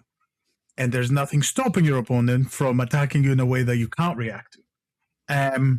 So I think that like there's a bit of space there to change some of the abilities so that you actually force your opponent to interact with you to be able to do the reactions in the way that you want. Honestly, I think the Grenadiers should be, because Grenadiers, I'm rough on historical shit. Mhm. Grenadiers are like usually the big lads who fucking bap you in melee and throw grenades and shit, right? Whatever. Yep. They have a good time. They're the big guys, right? So, like, to me, Grenadiers would, the ideal play style that they would inhabit would be they have an ability that rewards them in some way or allows them in some way to shoot, move into combat with a free charge to then attack in melee. So like that, yeah, like so they've got forward momentum in some way, right? So they're shooting, they're moving, they're meleeing all in the same turn in some way to sort of like get into combat in like a really interesting, in a different kind of way. I don't know how you would do it. I would make it interesting, but having something that actually has mobility that encourages shooting but not standing still and shooting in some way, shape, or form, that'll come through abilities. The ability basically says if you use this ability, if the unit has already made a shoot action this turn, this fighter gains a free move action up to X towards the nearest enemy fighter. Is it? So, right, and that would be interesting. It would give them a unit that is got threat range. It has mobility. It can get into combat. It can fight in combat to some degree because nothing fucking can in that army, and they're just there to be this interesting, just like aggressive mobility piece. And it'd be kind of cool, and not be like, but what if like I reacted to you and then nothing happened? Because that's like the whole fucking thing. The best part of Castlight Hosts is Brethren of the Bolt, because it's wacky as fucking really fun. And it's like there's very little else that inspires any kind of interest in me. But my idea, my project, I guess, would be I'm going to summon the South with War Phylax and a big old road trip, I think. And I am taking Pyregeists or Jade Obelisk. Not sure which. Both are kind of wacky in their own little ways. And it should be kind of fun. We're going to have some Ephilim, a little bit of Artemis, maybe. Going to throw in some of those, some archers, because way back when, in one of my first ever videos, I said that I thought the archers had some interesting play in conjunction with the Idlarch, because you can nerf toughness, therefore you can get your archers to chip away and do some stuff. Now, as an avid fan of Chud archers, to this day, I stand by that. So much so, I'm going to put archers in my Jade Obelisk list to prove I was right all along. That's my idea. I don't know what you're doing. I don't know. I got like a bunch of projects that I should really finish, but I'm kind of just going back through all the different warbears that I played, picking them up again. Because most of them I've only ever played once. Yeah. Right. So that's the thing. I play all my warbands once in an event, never again. And it's so sad because I like so many of them. Yeah. So like I want to play the proper fleshy courts list again. I've been threatening to play Tarantulas Brood again for the longest time. That is really tempting me. Is this going to come through? But I can't not say come again. So I'm just looking, like, over there is where all my warbands are. Are you going to storm the south? Well, not that I know. That's also a problem that I have, because I actually know to when my next actual event is. Right. I've been playing a lot of Riftbound. I'm trying to get tickets to Riftbound Barcelona, which will keep a lot of money. So I need to, I don't know when my next event is going to be. I was going to say, check and see if there's any of the Spanish TOs, if they're doing any events nearby, because that would be funny. We've had a chat already, me and Toast, about Nighthorn. I'd like to take the Nighthorn for another spin, the same one that I did Scotland with. Correct me if I'm wrong. You are like the only person to see any meaningful success with Nighthorn, right? Because they don't see much play or success. I don't know how many people have won events with Nighthorn. I've won an event with Nighthorn, and I went 3-1 at the Warhammer World event that came after Nighthorn. That came after Teleport Scotland. Yeah. But I am thoroughly, like, I don't care that the Alchemists can do things to Fly Models at all, because my Fly Model has 28 wounds, and when it hits the Alchemist, and it will hit the Alchemist, it's going to rip through it. Like, easy. Yeah. Because I will be a 6-5-4-4 is what I'm going to be. Yeah, I think die is going to take it's either going to die or it's going to just take a massive amount of damage and die shortly afterwards. Yeah, basically. And I got like the 2 fast cavalry pieces. I got the Coolgast Crusader, which does what it does. Like, that's super cool. That's what I'm thinking, right? So it's either going to be like Flesh Eating Cords again, Spiders again, Nighthorn again, maybe.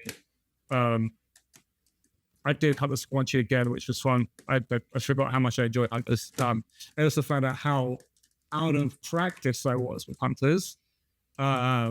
Especially when my first game was against Yolane. Like, oh yeah, here, Aitan, you played the best, arguably, player in the UK for your first game, having not played Hunters of Squanchy for like 3 years. You go. Do it. Go.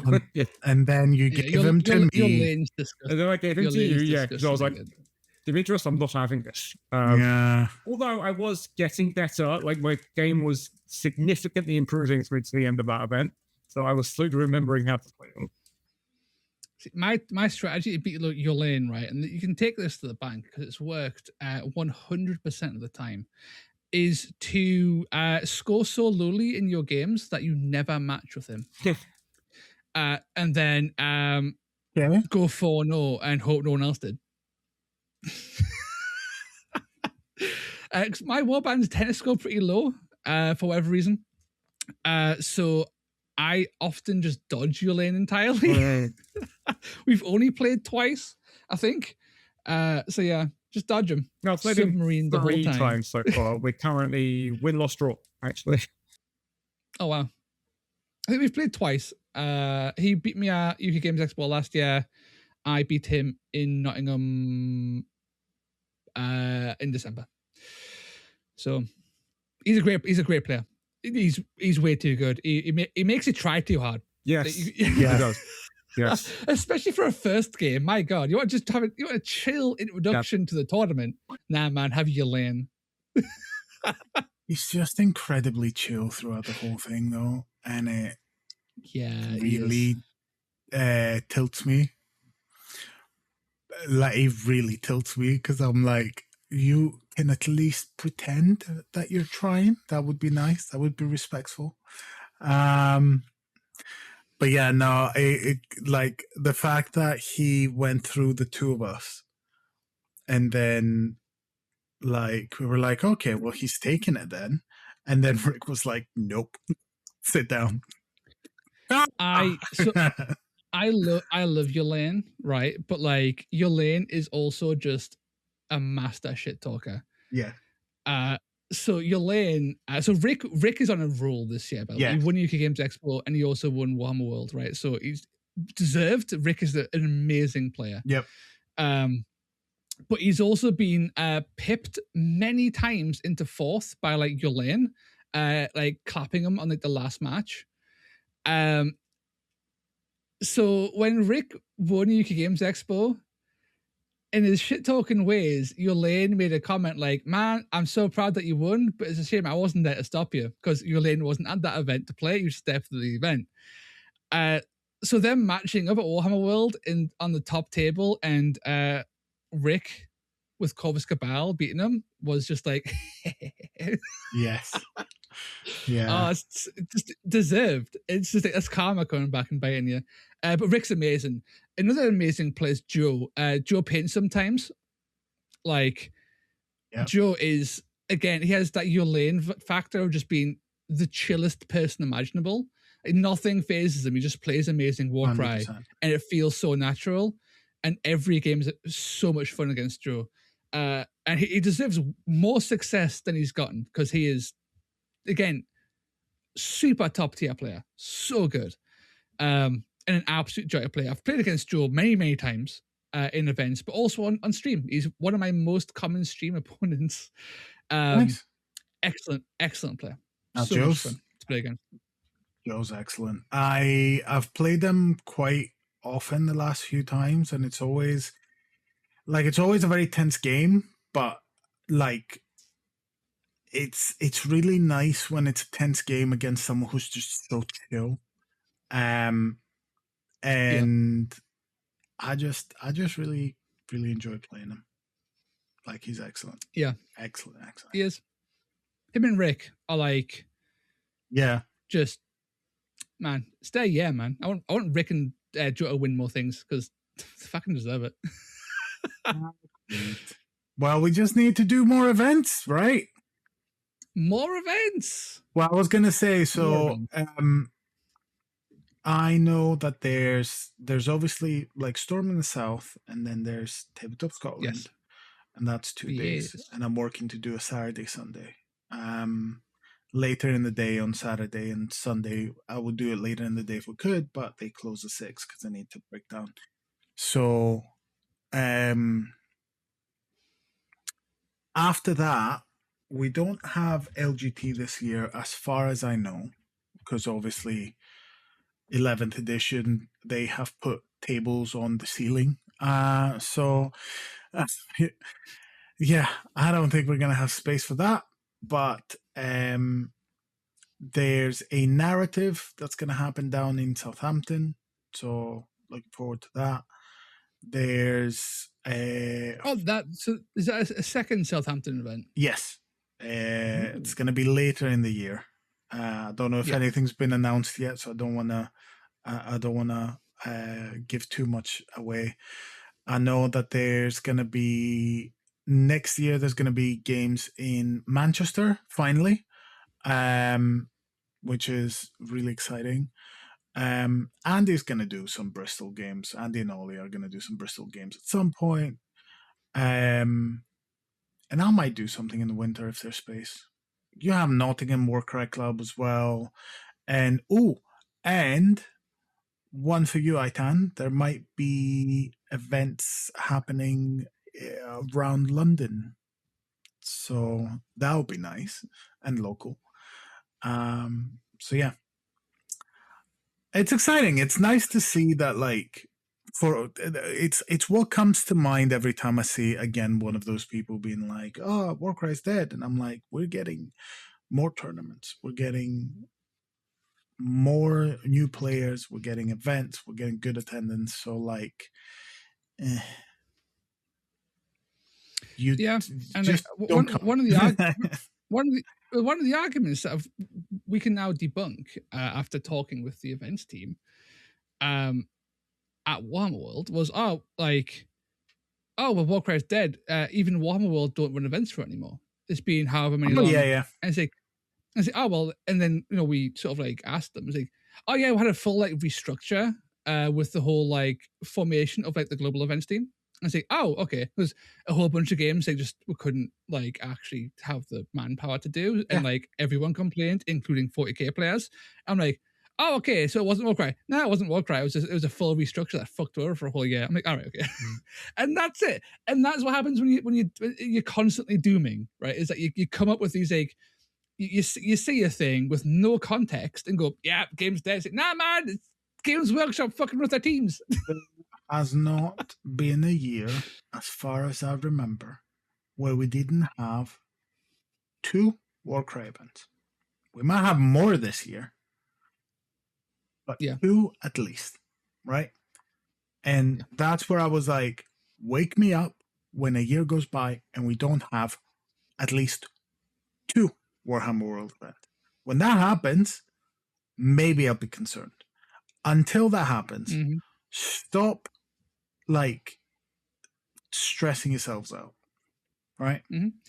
Wake me up when a weekday Wednesday Warcry event at Warhammer World doesn't fucking sell out. Doesn't sell out, yeah. Oh man, I was so annoyed. Wednesday Warcry, yeah, absolute bastard. I was they keep on doing it. They keep on doing it on a Wednesday. It's like, I can't travel down from Glasgow same day in Nottingham. Like, I just can't do it. I can do it in Bristol. I can do it in Southampton sometimes. But, like, stop doing that. Yep. GW, make an airport right outside Warhammer World. Just a small one that I can just fly into. No, it's even, like, have it, like, modeled after a Thunderhawk and make it, like, a whole attraction, dude. Just arrive to Onworld via Thunderhawk dropship. Man. A Thunderhawk kit for like a small like Cessna, like a small 2-person Cessna. You just fly it specifically to. No, you can take the Wild Dice helicopter. That's fine. Hey, listen, no. Too many helicopter things have happened recently. Very small helicopter. Thank you. If you sat through however much of our meandering thoughts remain after Toast's vigilant editing, because it's been a long one, almost 4 hours. Almost long 4 hours. Even for us, by the way. That's nuts. Listen, it had longer, which is crazy. We have less and less to talk about every time, and they're getting longer somehow.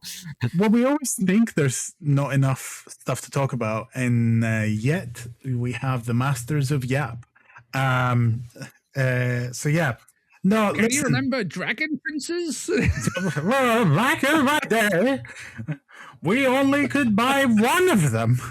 And nobody thought they would ever take 2 steam attacks. Leonardo DiCaprio only ever designed 10 of them. Oh man. Oh, right. So listen, if any of what we said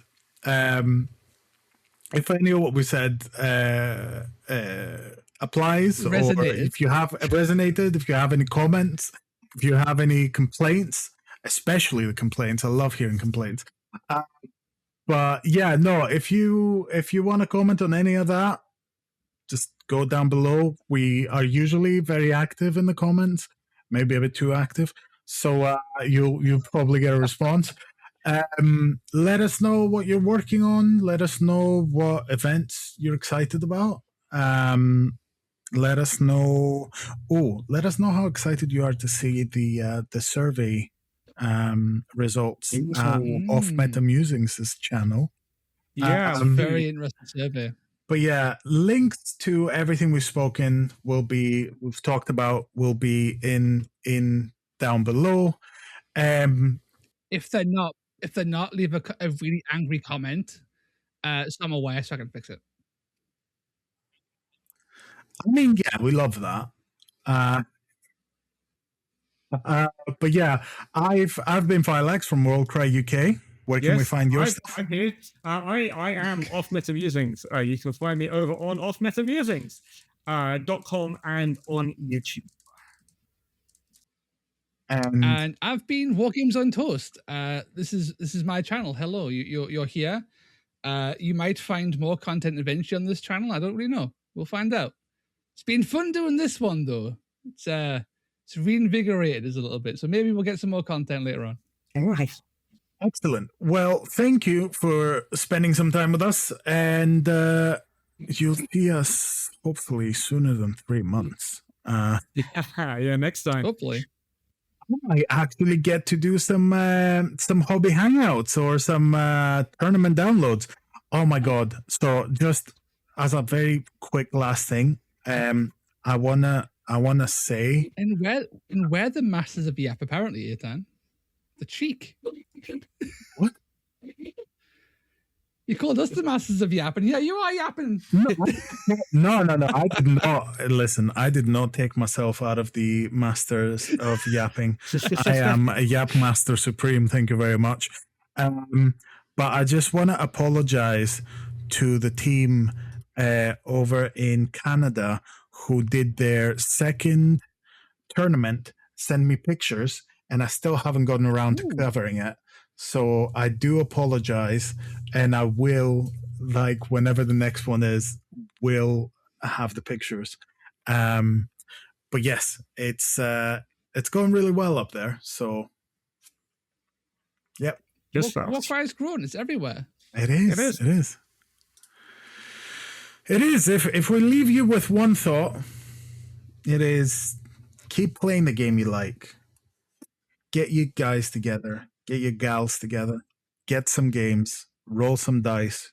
Don't use the cards too much. Match play is great. And come to events. Say hi. Tell Toast you actually enjoy his content, so that maybe one day he actually believes it. But yeah, that's it from us, and we'll see you next time. Bye-bye.